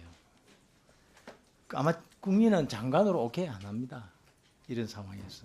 마이크 좀 땡겨서 하십시오. 피해자에게 사과했다고 했는데 그 피해자는 사과는커녕 오히려 폭언이 이어졌다고 그래요. 그것도 거짓말이고 가짜 사과잖아요. 사과를 지금도 하느라고 말이죠. 했는데 자, 본인이 지금도 말이죠. 잠깐 네, 들으세요. 의원님. 자, 잠깐만 들으세요. 대답변 기회 드릴 테니까. 아직도 제가 이따 내겠지만은 그 다른 전직 보좌관은 아직도 그분이 보복이 두렵다 이래요. 이 폭언이 이어지고 있던 거랑 일맥상통합니다. 후보는 말이죠. 아예 비상식을 기본으로 깔고 있어요. 지금 이 청문회 과정에서 보면 말이죠. 부동산 투기, 아빠 찬스, 위장전이, 자녀병역, 조기 유학, 대학 입시 이런 관련 의혹들을 아예 바닥에 깔고 있습니다. 그 외에 비상식이 너무 많아요. 비상식에 끝없는 비상식입니다. 제가 몇 가지 짚어볼게요. 1. 압도적 갑질 폭언 이거 비교 불가합니다. 2. 단독 기사 120건이 넘어요. 아예 특종 유발 후보죠. 이거 뭐 결정적 한 방 나뉘고 결정적 120방이에요. 3. 결혼한 아들을 미혼 부양가족으로 신고. 이거 지금 계속 지금 질의가 이어지고 있죠. 4번 비망록 우리 존경하는 천하람 의원님 질의하셨는데요. 이거 본인이 쓰던 제3자가 쓰던 비상식입니다. 제3자가 쓰기도 어려운 경우 내용도 아주 괴랄 수준이에요. 당선 기도하는 건 봤지 낙선 기도까지 하고 무슨 영화 속의 사교도 아니고 말이죠. 또 히스테리를 주님께 고쳐달라고 얘기하고 그런데도 3년 뒤에는 야 하는 그 갑질은 이어지고 폭언은 그 뒤에도 계속됩니다. 5. 셀프 감세, 셀프 규제 완화 이런 셀프 특혜 법안을 줄줄이 내요. 그게 감히 누구도 못하는 겁니다. 6. 국회 회기 중에 해외 출국하는 사례가 타의 추종을 불허합니다. 7. 정치 후원금으로 말이죠. 가격 조절을 기묘하게 해서 자택거래를 합니다. 8. 지금은 175억 부자인데 말이죠. 80평 전시 아파트 살다가 아들과 사이가 깨졌다는 며느리 살고 있는데 25평 전시 아파트로 가요. 이사를. 근데 그 며느리 집 내주고 다른 곳으로 이사 가요. 9. 가족 간의 돈 거래가 희한하게 잦습니다. 할머니 손자 간에 상가를 팔고 사고 부자 간에 현금을 정의하면서 그 정의받은 돈으로 정의세를 내면 되는데 말이죠. 정의세를 빌려주고 갚고 이러고요. 남편은 삼촌한테 돈 빌리고 며느리한테 돈 빌려주고 후보자는 또 시어머니에게 돈 빌리고 이럽니다. 10. 마지막 비상식은 말이죠. 후보의 놀라운 의지입니다. 이 피해자가 했다는 이런 그런 사과는 큰 얘기고 폭언이 이어졌다는 정도로 이렇게 되는데 오늘 악의 눈물처럼 면피용 사과해봐야 그 피해자들에게는 오히려 그 갑질로 여겨질 겁니다. 보복이 두렵다 그러지 않습니까? 이런데도 버티는 거 이거는 보통 상식적인 사람, 상식적인 수준을 가지고 있을 때는 상상도 못할, 따라가지 못할 강심장이다. 저는 이렇게 생각하고요. 이런 총론을 짓고 제 강론 하나씩 들어가겠습니다. 의원님 해외여행을 참 좋아하시더라고요. 후보님 의원 시절에. 그죠? 제가 좋아한 게 아니라 국회에서 네. 주로 해외에 출장 보냈습니다. 국회 해외 출장이요? 국제회의 출장이었습니다. 제가 봤거든요. 네. 국회 임기 동안 말이에요. 국회의원 임기 동안에 97회 출국을 했습니다. 그런데 12년 동안입니다. 네, 12년 공식 동안 들어보세요. 네. 숫자 공식 일정은 17회예요. 개인 일정은 80회입니다. 이 중에 72회가 회기 중입니다. 아니 의원님 그렇지 사례가 않습니다. 제가 그 제출한 자료를 보고 이렇게 센 숫자거든요. 일부가 틀릴 수 있겠지만은 이 숫자에서 됐습니다. 들어보세요. 개인 일정으로 651일이 말이죠. 네. 개인 일정이 80회로 돼 있어. 이걸 국회 비공식 신고한 공식 일정이 아니에요. 그 국회에서 자료 받은 겁니다. 물론 수치가 조금은 다를 수 있겠죠. 세다 보면은. 그러나 이런 거고요. 제가 이걸 왜 자료를 조사해 봤느냐. 우리 당 제보센터에 이게 들어왔어요.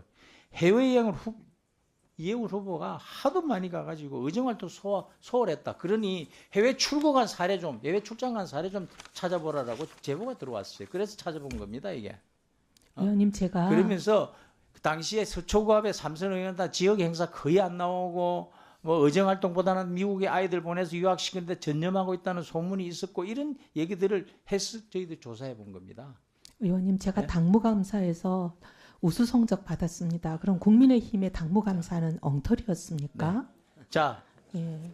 지금 당무감사 얘기를 지금 꺼낼 게 아니고 이 숫자에 대한 팩트가 틀린 부분이 있으면 확인해서 얘기해 주세요. 아, 예, 알겠습니까? 그러겠습니다. 네. 이 횟수가 개인 일정과 해외 국회 공식 일정이 숫자가 틀린 게 있으면 바로 찾아가지고 뒤에 지금 직원시켜서 확인해 주세요. 예, 그리고 의원님께서 자, 잠깐만요. 비공식 일정이라고 저 생각하시는 위원장님, 걸 좀 위원장님. 지적해 이거 주십시오. 국회에서 일정 이거 확인 좀 해주세요.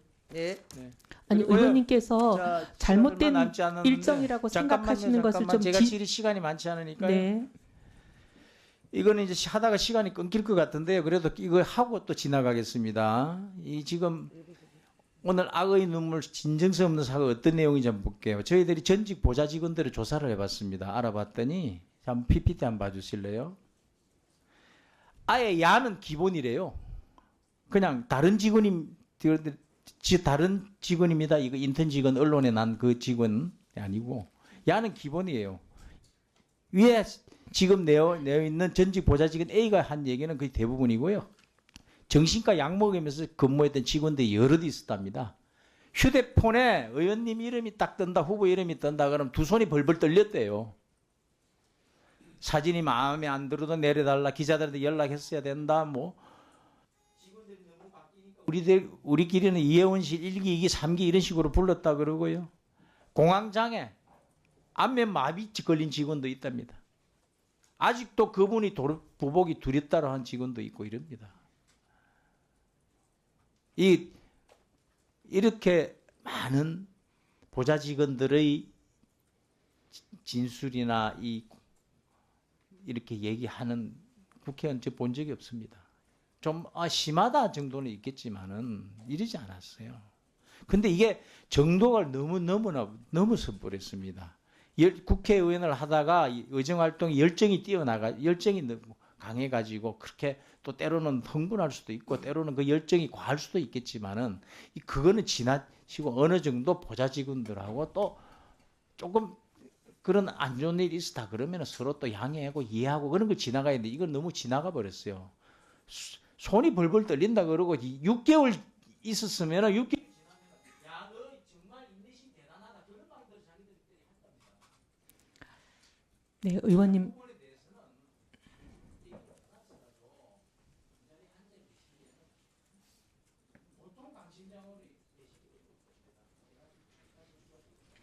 의원님, 제가 상처를 준 많은 우리 직원들에게 제가 진심으로 사과하고 계속 사과하겠습니다.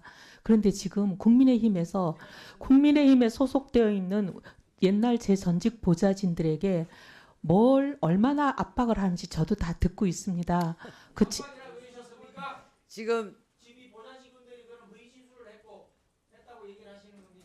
지금 그 중에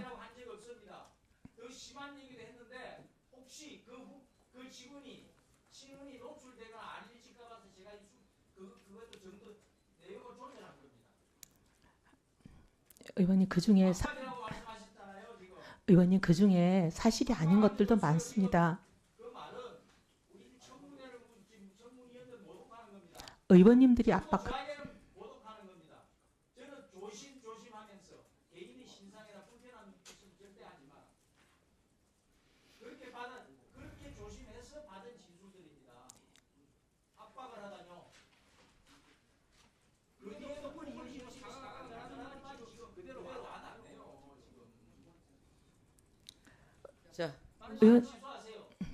아니 그 부분은 의원님께 오해를 하게 했다면 죄송합니다. 그런데 지금 압박이란 표현은 안 하겠습니다. 그런데 의원님 지금 사실과 다른 얘기가 너무 많습니다. 의원님 한번 입장을 거꾸로 한번 대보셨으면 좋겠습니다. 사실과 다른 얘기들이 너무 많습니다. 자, 정리하십시오. 후보자님, 네. 적절치 않는 말은 사용하지 않는 게 좋겠습니다. 왜냐하면 좀 전에 어느 분이 트셨나요? 박성훈 의원님 트셨나요? 우리 녹취돼 있는 내용을 들었지 않습니까? 그 녹취된 내용이 압박위에서 나왔겠습니까? 아니요, 의원님. 저는 그 내용만 들어도 별로 그렇게 기분이 썩 좋지는 않습니다. 네, 그런 위원장님. 부분을 압박이라고 덮어버리면 안 되지 않습니까? 그래서 그렇지는 적절치 않은 않습니다. 말은 사용하지 않는 게 좋겠습니다. 그게 후보자님한테도 유리하지 않습니다. 다음은 국민의힘 윤현석 의원님 질의해 주시기 바랍니다. 예. 공직자는 그 본인이 책임을 지고 뭔가를 해야 되는데 지금 그 후보자의 그런 그 태도를 보면은 보좌진들 탓을 하고 또 그 부정 청약에 대해서도 또 아들과 그 며느리의 그 불화에 대해서도 탓을 하고 하는 그런 식으로 자꾸 책임을 미루는 자세 굉장히 그 보기 안 좋고요. 오늘 아들과 며느리 아니, 탓하지 않습니다, 의원님. 아니 지금 그렇게 탓하지 않습니다. 해명이 그렇잖아요. 해명을 그렇게 했지 않습니까? 해명을 아니 그게 아들과 며느리가 결혼식을 한 뒤에 파경에 이를 정도로 관계가 악화되어서 그 주소지를 그쪽으로 옮길 수 없었다. 실거주를 같이 할 수밖에 없었다고 했지 않습니까? 그건 결국은 아들 며느리가 다 그 책임을 떠넘기는 그런 행위죠. 그게 그 사람들의 어떤 개인적인 개인사가 전 국민한테 지금 그 밝히는 그런 상황인데 그 아들 며느리가 얼마나 큰 상처를 받겠습니까? 저는 저럴 수가 있나 참 참담하다 그런 생각이 들었는데 어쨌든 하여튼 그 본인이 좀 책임 있는 자세를 좀 가지세요. 네, 의원님. 자꾸 그래서 타도하지 마시고. 네, 의원님. 그래서 그리고 이 얘기 말씀 안 그리고 드리려고 지금 여태까지 그 있었습니다. 공직자나 정치인은 그 신념의 일관성이 중요한 겁니다. 그래야지 국민들이 그걸 그 신념의 일관성을 보고 일을 맡길 거 아닙니까? 그런데 본인이 그 12월 28일 날 그 지명받기 이전에 그 어떤 본인의 어떤 철학이나 신념과 완전히 지금 달라진 그런 행태를 보면서 본인이 소속했던 그 정당에 우리 당의 당원들도 참 많은 실망을 하고 있고 또 많은 국민들도 아마 어떻게 저런 사람이 그 장관 후보자 되나 아마 많은 실망을 할 거예요. 그런 생각은 안 들어요.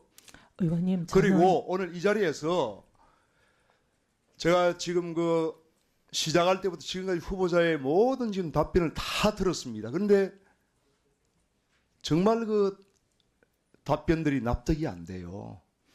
납득이 안 돼요. 그래서 제가 보기에는 그 아마 이거는 뭐 여야 의원님들이 다 마찬가지일 거예요. 제가 보기에는 그 하나도 지금 더구나 오늘 보니까 그 아들의 그 대학 입학까지도 지금 전혀 모든 국민이 볼 수 있는 모든 지원자가 볼 수 있는 공개 요강에도 없는 본인이 배우자가 그 학교에 재직을 함으로써 어떻게 그런 것이 만들어졌는지 모르겠지만은 그런 어떤 전형의 기준을 가지고 입학을 했다는 것도 아마 국민들이 그건 전혀 납득하기 어려울 거예요. 그래서 이러한 부분이 하나도 지금 해명이 되지 않고 있다. 그리고 이제 본인의 지금 그 만약에 저걸 지금 기획예산처 장관 아닙니까? 기획예산처 장관이면은 국가의 참 엄청난 그 어떤 재원을 배분하는 그 자리입니다. 그럼 철저하게 공정 무사해야 됩니다. 사욕이 없어야 돼요. 사욕이 한치라도 있어서는 안 되는 자리입니다. 이 자리는. 그런데 본인의 그동안에 이런 그 자료들을 볼 때 정말로 이거는 그 일반 국민들이 도저히 납득할 수 없는 그런 어떤 재산 형성 과정과 이런 과정을 보면 예를 들면 그 영종도 그 땅 투기, 저는 투기라고 봅니다. 그거는 투기를 했을 때 그 당시에 본인이 그 내부자였어요. 내부자. KDI 연구위원이었죠. 그 당시에. KDI가 국가 개발에 맞습니까? 아닙니까? 그렇지만 KDI는 국가 어쨌든 개발 그 당시에 영종도 인근에 하지 않습니다. 그런 부분에서 예타 진행을 하고 있었잖아요. 본인이. 근데 그 예타는 이 영종도 개발과는 전혀 상관없는 다른 노선입니다. 여하튼 그 내부자의 그리고 그 예타는 BC가 본인이 0.8로 제가 냈습니다. 가만히 있어 보세요. 제가 그걸 질의하고 있지 않습니까? 의원님 저도 그래서 답변 좀 하게 해주십시오. 영종도 그 땅 투기도 그렇고 지금 투기 아닙니다. 원펜타스 그 분양을 받은 것도 이거는 뭐 제가 보기엔 상식적으로 납득이 안 돼요. 도저히 안 돼요. 그래서 그걸 정말 뜻하다면은 장남의 그 본인과 같이 가족들이 같이 실거주했다는 그 자료를 분명히 오늘 오전에도 요구를 했지 않습니까? 그동안에 숱하게 요구를 했고 장남이 실거주했다는 그 교통카드 사용 내역, 아파트 출입 내역, 건강보험 이용 내역 이런 부분 명백하게 제출해야 됩니다. 제출 못하겠다고 지금 제출 불가하다고 지금 통지가 왔습니다. 의원님 위원장님 이런 상태에서 이 못합니다. 이게 어떻게 이걸 합니까? 그래서 이거는 그러한 그 후보자의 태도나 이런 걸 미뤄볼 때 후보자는 자격이 없어요. 그리고 지금 시간이 없으니까 또 하나 물어봅시다. 그 재산을 형성하는 과정도 너무나 이거는 국민 상식에 맞지 않고 지금 세 아들이 정려받은 재산들이 수십억 원이에요. 그런데 그런 과정도 KSM 주식 정려 그 다음에 지금 10년대 중반부터 세 아들 명의로 지금 그 대부업체 그 회사채 후보자의 배우자로부터 4억 5천만 원 정려받아가지고 매입을 했죠. 3억 원치. 매입했죠. 매입했죠. 근데 매입했죠. 네. 근데 의원님 아무 들어보세요. 잘못된 게 없습니다. 질문 들어보세요. 네. 근데 이미 2017년부터 이자 한 푼 안 나오는 그런 망한 회사가 됐지 않습니까? 네. 그 본인이 말씀하셨잖아요. 6개월 정도만 이자 그것도 한 9% 받고 그런데 원금이 그거를 전액 손실되고 이자도 못 받았습니다. 2018년도에 본인의 배우자가 후보자의 배우자가 그걸 회사채를 매입을 했어요. 3억 원치를. 네, 맞습니다. 왜냐하면 조금만 자금 그 경색 전에 그 세 아들은 회사채를 액면가 그대로 3억 원을 받고 다 팔았습니다. 그럼 이거는 결국은 편법 정려죠. 편법 아닙니다, 정려. 의원님. 왜냐하면 정려세 냈습니까? 아니 증여가 아닌데 왜 그거는 증여세를 냅니까? 지금 의원님 저도 설명 좀 하면 안 됩니까? 판례도 일관되게 이런 부분에 대해서는 우회 정려다. 편법 정려라고 판시를 하고 있습니다. 후보자는 양심이 있습니까? 네. 그리고 의원님 양심 있어요? 네, 의원님. 이 부분에 대해서는 양심 있습니까? 네. 양심 있으면 사퇴하세요. 의원님 설명을 좀 설명을 좀 하게 해 주십시오. 아니, 위원장님 설명 좀 하게 해 주십시오. 회사가 자금 경색을 겪고 있어서 조금만 더 투자를 해주면 자기들이 이걸 원금을 1분 주세요. 2017년도에 이미 그 회사는 망했습니다. 망한 회사예요. 그걸 왜 2018년도에 후보자의 배우자가 왜 그걸 또 3억 원치를 회사채를 매입을 하나 이거예요. 그런 그 본인 세 아들의 그것을 편법적으로 그 손실을 보전하기 위해서 한 거죠. 그렇지 않습니까? 제 설명을 좀 들어보시면 안 되겠습니까? 그 회사채가 문제가 생겨가지고 회사가 핀테크 사업에다가 투자를 했다가 그게 손실을 보면서 이자를 지급을 못했어요. 그래서 원금도 날아갈 것 같은 상황인데 그 회사 사장이 지금 자금 경색 때문에 그러니까 요 자금 경색이 풀릴 수 있게 조금만 더 투자를 해주면 바로 원금과 이자를 다 갚겠다고 상하하는 약속 증서를 써줬습니다. 그러니까 그걸 믿고 남은 원금을 회수할 수 있을 기대를 가지고 했는데 결국은 그것도 망했죠. 속은게 됐습니다. 결국은 망했죠. 속았습니다. 결국은 네. 망했죠. 네. 근데 의원님 모든 만약에 거를 제가 보기에는 그 후보자님께서 장관을 맡아 제가 한 게 아니고 의원님 그건 제가 한 게 아니고 배우자가 한 겁니다. 그리고 사실 저는 이런 대부 계약이 있는 줄도 몰랐습니다. 그때는 제가 당대표를 할 시절로 우리 탄핵하고 조그만 정당 창당해서 나갔던 시절이라 이런 일이 있는 줄도 몰랐습니다. 근데 의원님 이거는 회사 투자 잘못한 거입니다. 아니, 수고하셨습니다. 네. 배우자가 정치를 하는데 더더군다나 대학 교수를 하고 계시는 분이 대학 교수님이신가요? 배우자가?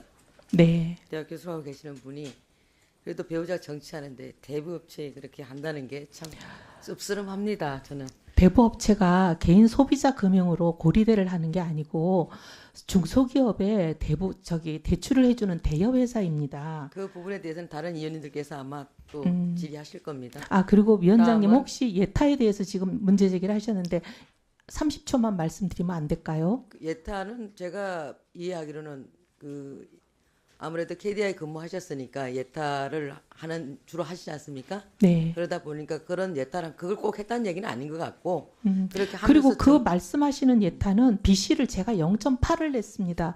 제가 만약에 이걸 활용할 생각이 있으면 BC를 좋게 하지 않았겠습니까? 그러니까 그 부분에 대해서 네. 아마 그런 쪽에서 뭐 연관이 있지 않겠는가라는 의혹적인 것 같습니다. 네. 예. 위원장님 감사합니다. 다음은 더불어민주당 정일영 의원님 질의해 주시기 바랍니다. 네, 의원님 질의 전에 잠깐 자료 네. 요청을 하겠습니다.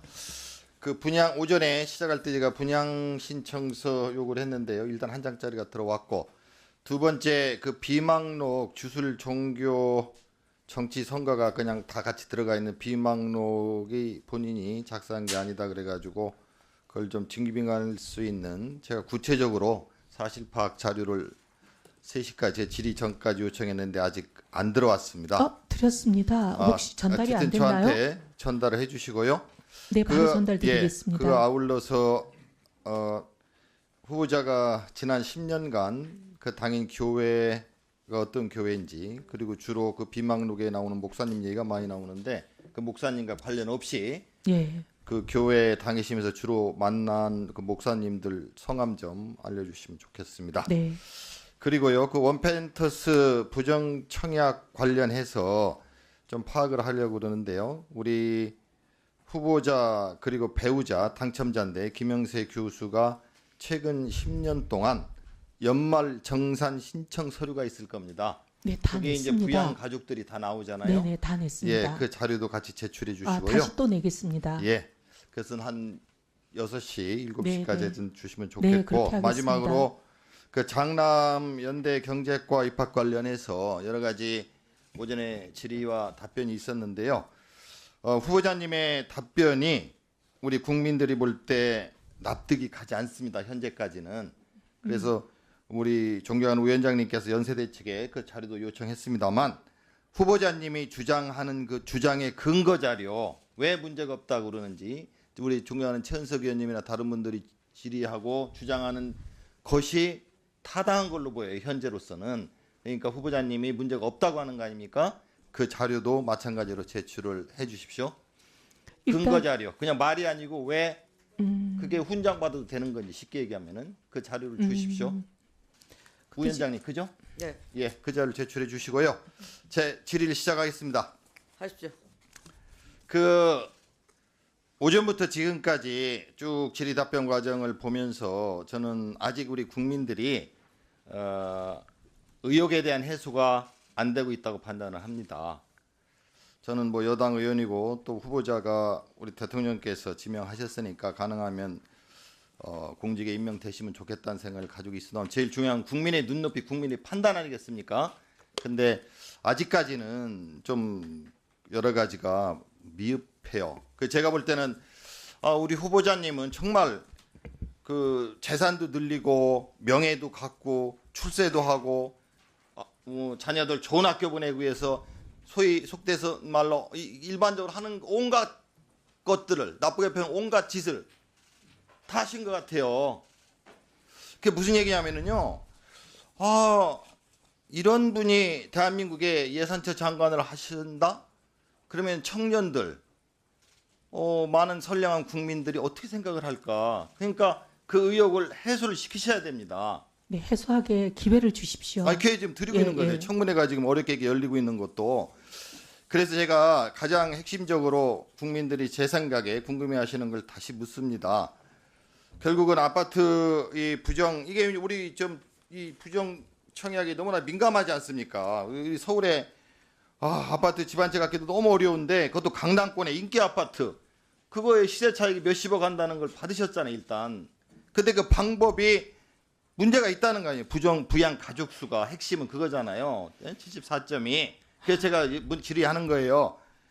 그 아드님이 그 대경제연구원 KIEP 취업을 하셨죠? 네. 그리고 정규직이죠? 네. 그러면 평균 연봉이 얼마나 됩니까? 제가 그것까지 그러니까 모르실 수도 있어요. 예. 제가 파악하기에는 신임이 한 4천만 원, 평균이 한 8천만 원 되는 것 같은데 뭐 여러 가지 의원님들이 질의한 내용 뭐 이렇게 실제 살았냐 안 살았냐 등등 뭐 교통카드 다 중요하죠. 그렇지만 그래도 공직에 계속 계셨잖아요. 네?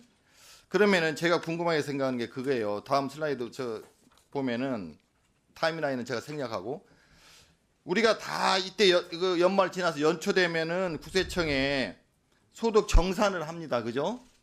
소득 정산할 때 소득세법에 부양 가족에 해당되느냐 안 되느냐가 되게 중요해요.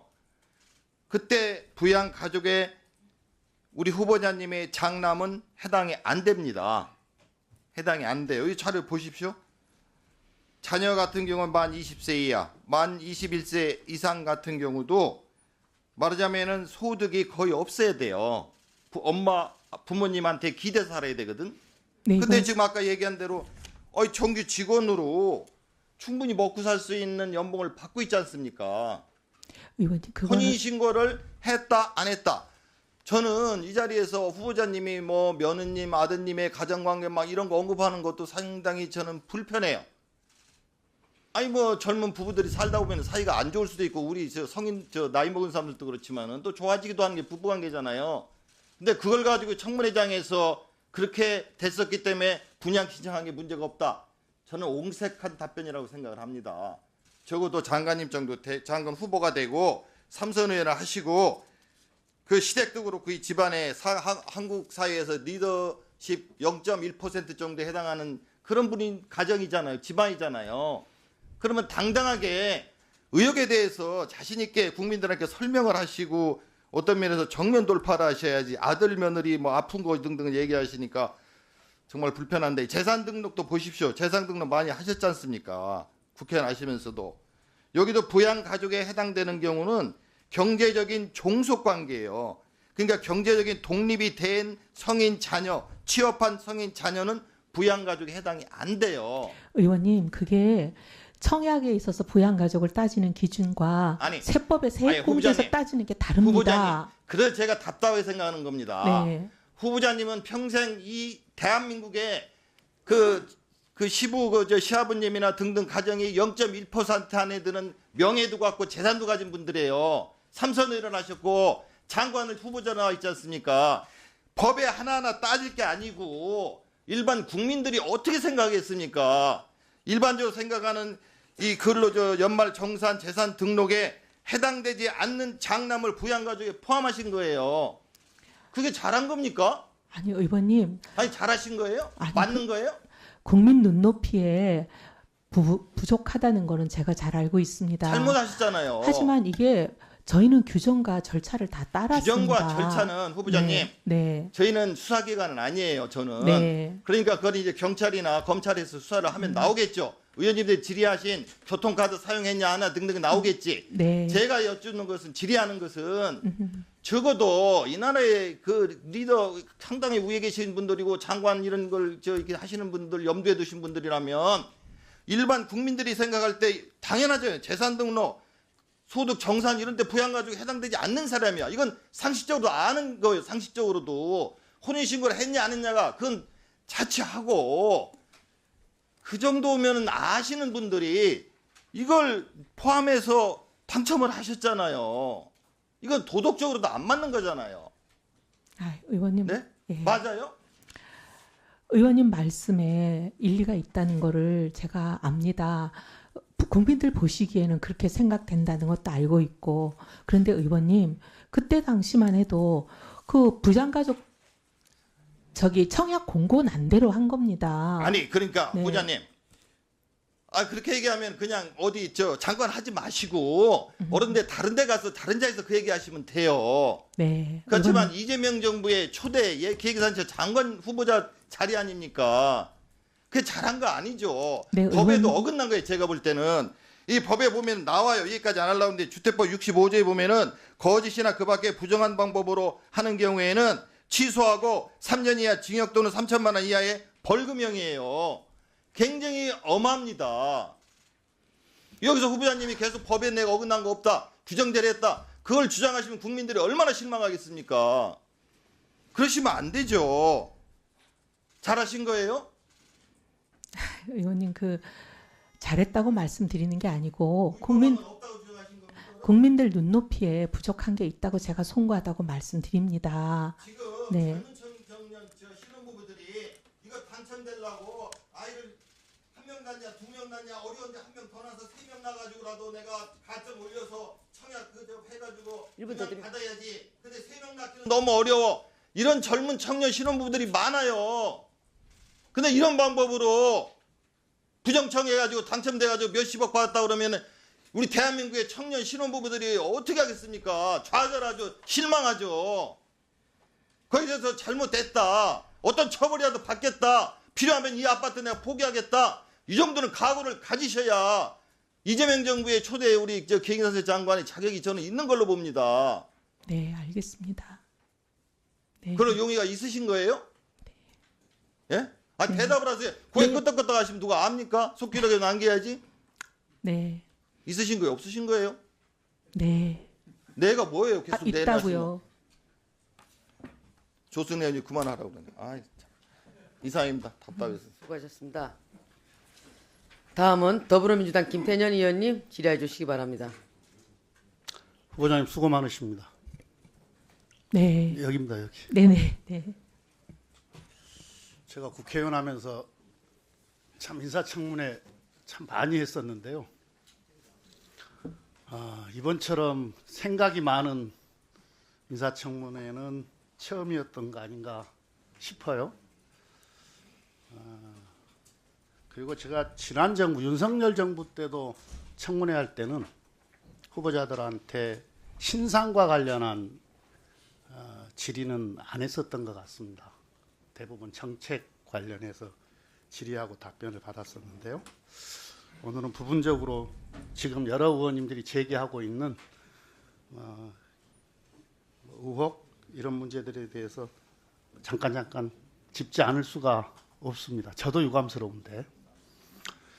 후보자님, 지금 야당 의원들은 그렇다 치고 우리 여당 의원들이 원펜타스 요 청약 관련해서 집중해서 질의하고 있는 이유가 뭐라고 생각하십니까?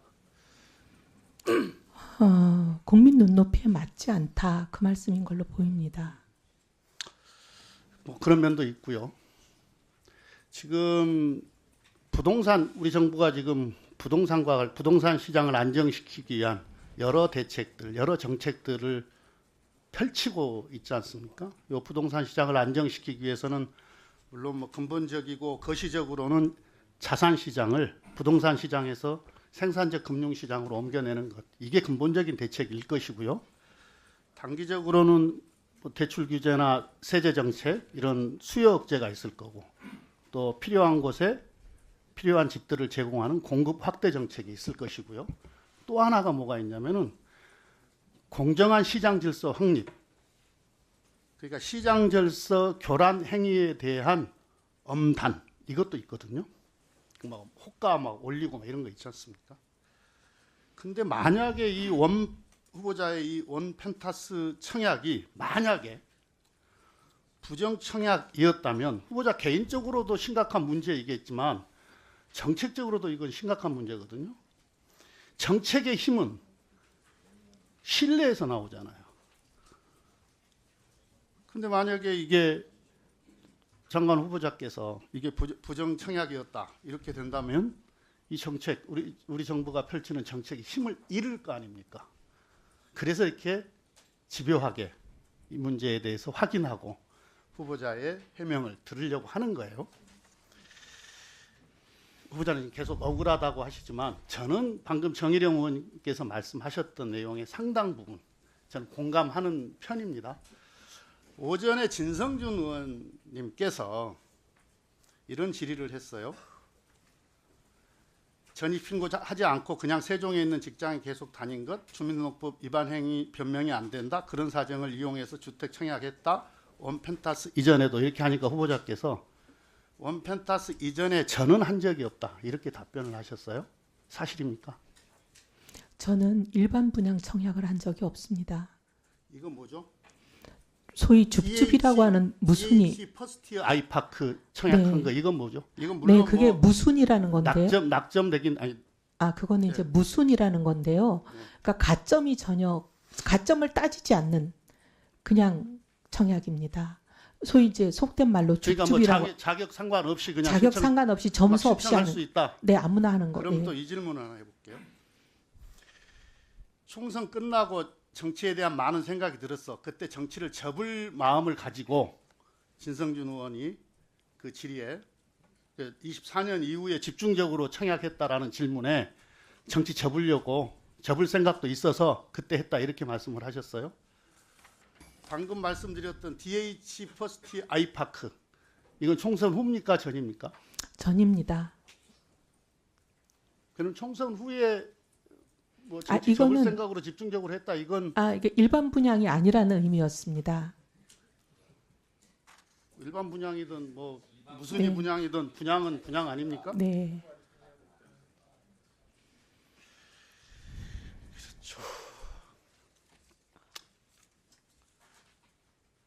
그 모두 말씀에서 인사 말씀에서 반성과 사과, 내란에 대한 반성과 사과가 1년이 지체된 것, 뭐 결과적으로 잘못이었다 이렇게 말씀을 하셨어요. 요 내란 사태 이후에 불법 계엄 이후에 내란 옹호 탄핵 반대 윤 어게인 사실상 내란 동조하는 행위들을 하셨단 말이죠. 발언도 하셨고 그런데 헌법재판소 탄핵 판결을 보고 많은 생각이 있었다. 이렇게 이제 생각이 바뀐 시점을 그때 그렇게 말씀을 하셨는데 두 가지 생각이 들었어요. 지명 직전까지 당협위원장을 하셨잖아요.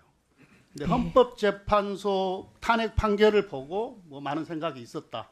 그 생각이 바뀌었다. 이런 취지였다고 한다면 그게 진정으로 그런 생각이 있었다고 한다면 그 시점에 당협위원장도 그만두고 그 세력으로부터 이탈을 했어야 그 말이 진실이구나 이렇게 믿지 않을까요? 네. 근데 이탈하지 않으셨어요? 당협위원장 활동을 하셨어요.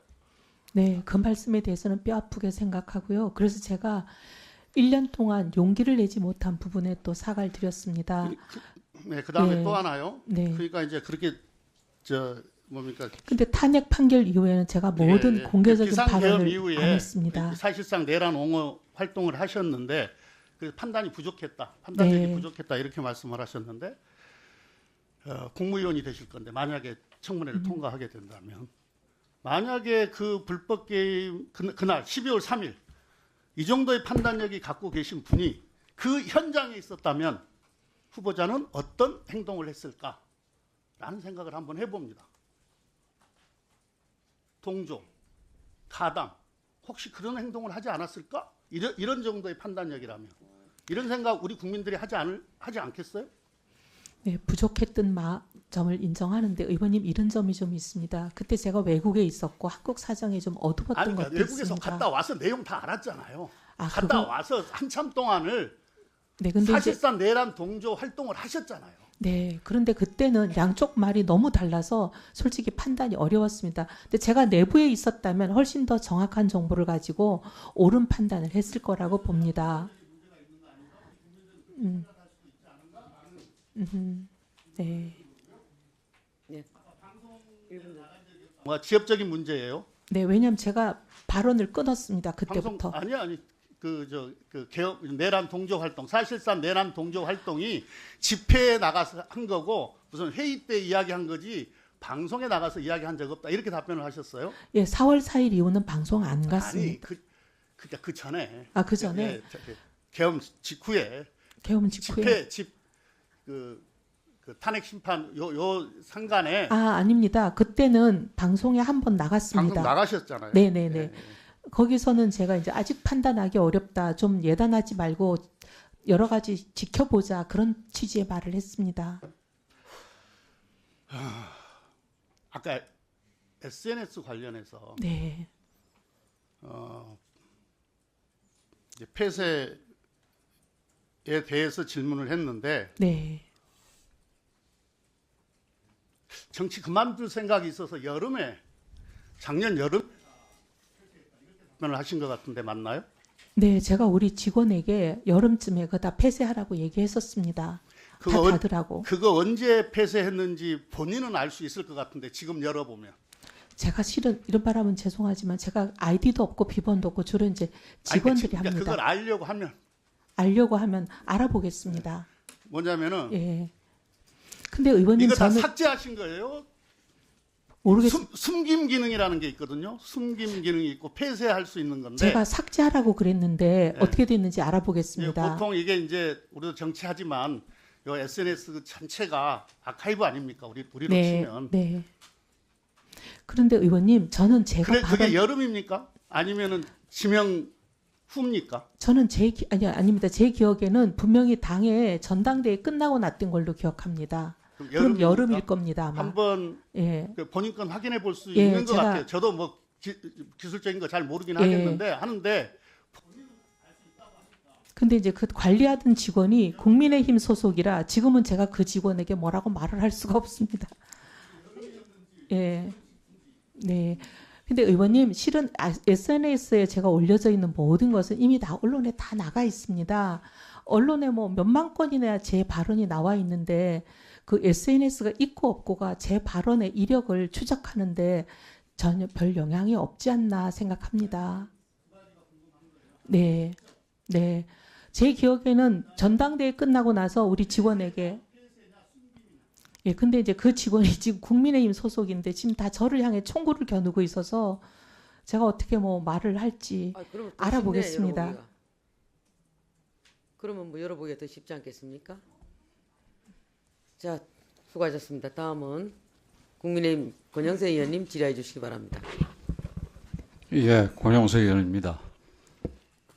참 이 청문회를 보는 국민들께서 어떻게 생각할지 참 우리 답답한데 어쨌든 지금까지는 우리 이혜원 후보자가 예상했던 것에서 크게 어긋나지는 않고 있는 것 같아요. 지금 여당 의원님들도 우리도 우리지만 여당 의원님들도 참 불편하시리라 이렇게 생각이 되는데 아까 앞에서 박수민 의원이 자기의 스스로 뭐 공직자로서 어떻게 평가하느냐를 이 질의했을 때 국민들이 평가할 일이라고 대답을 하셨잖아요. 그죠? 근데 어제까지 이 평가를 우리가 제가 빅데이터하고 뭐 챗GPT나 이런 걸 보고 좀 알아봤어요. 좀 띄워주시죠.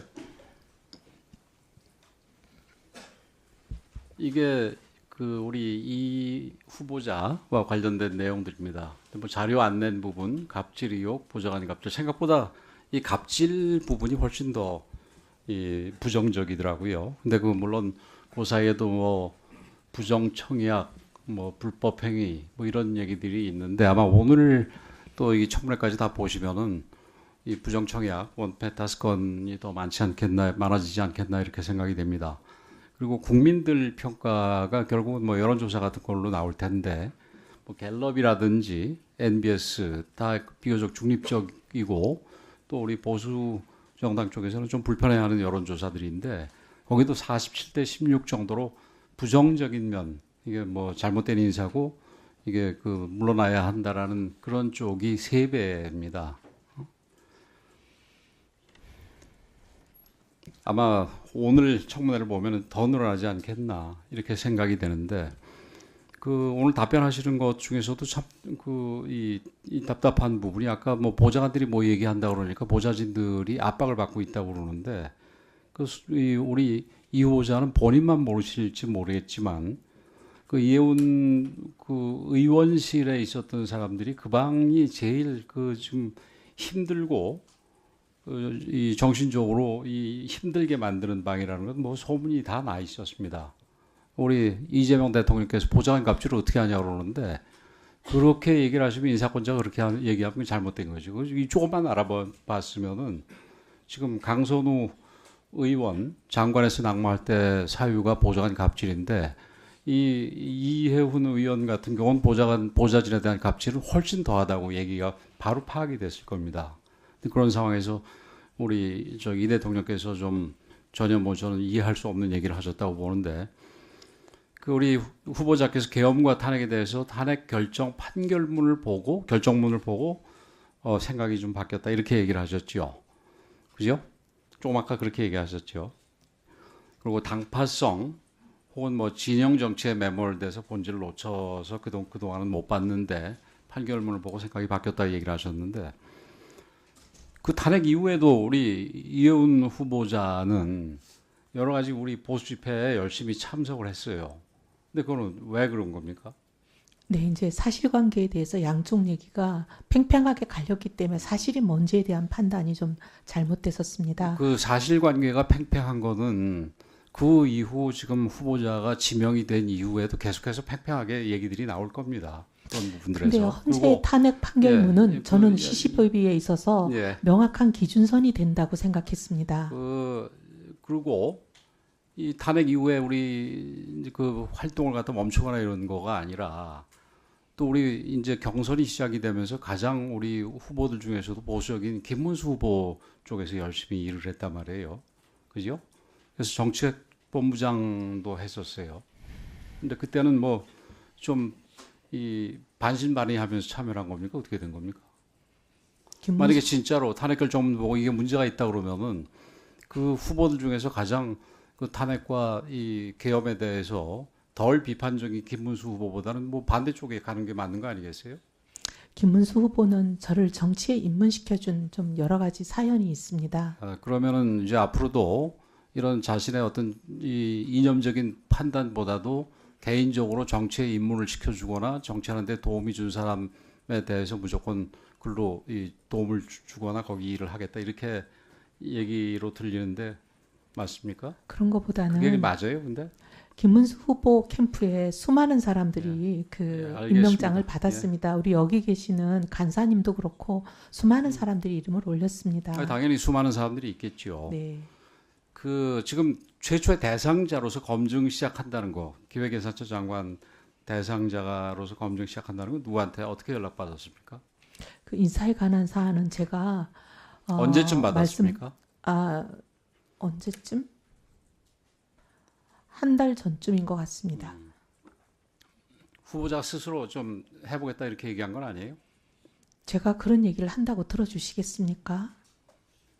뭐 이해관계만 맞으면 되죠. 어쨌든 지금 그 후보자가 된 거 아니겠습니까?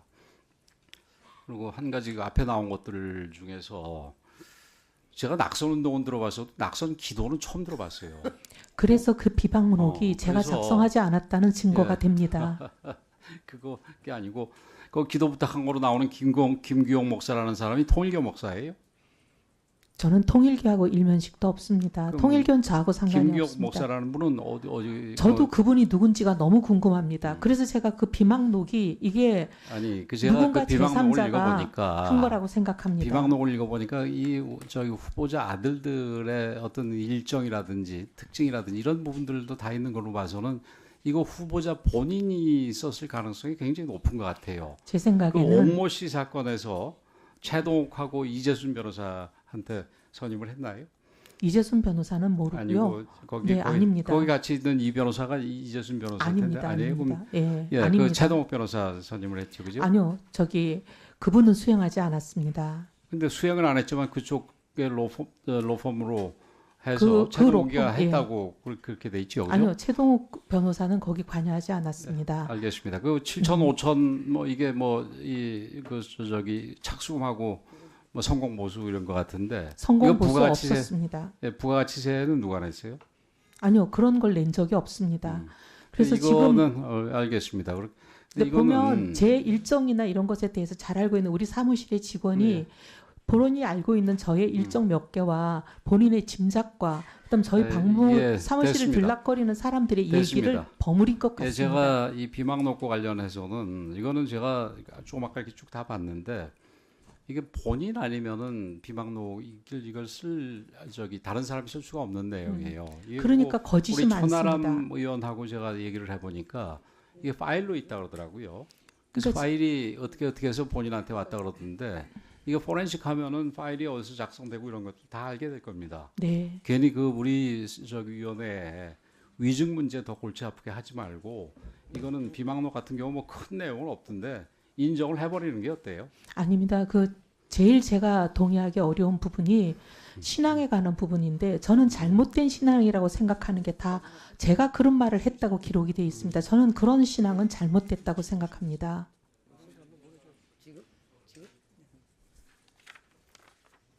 네, 후보자님 뭐 하실 말씀 있으면 더 하십시오.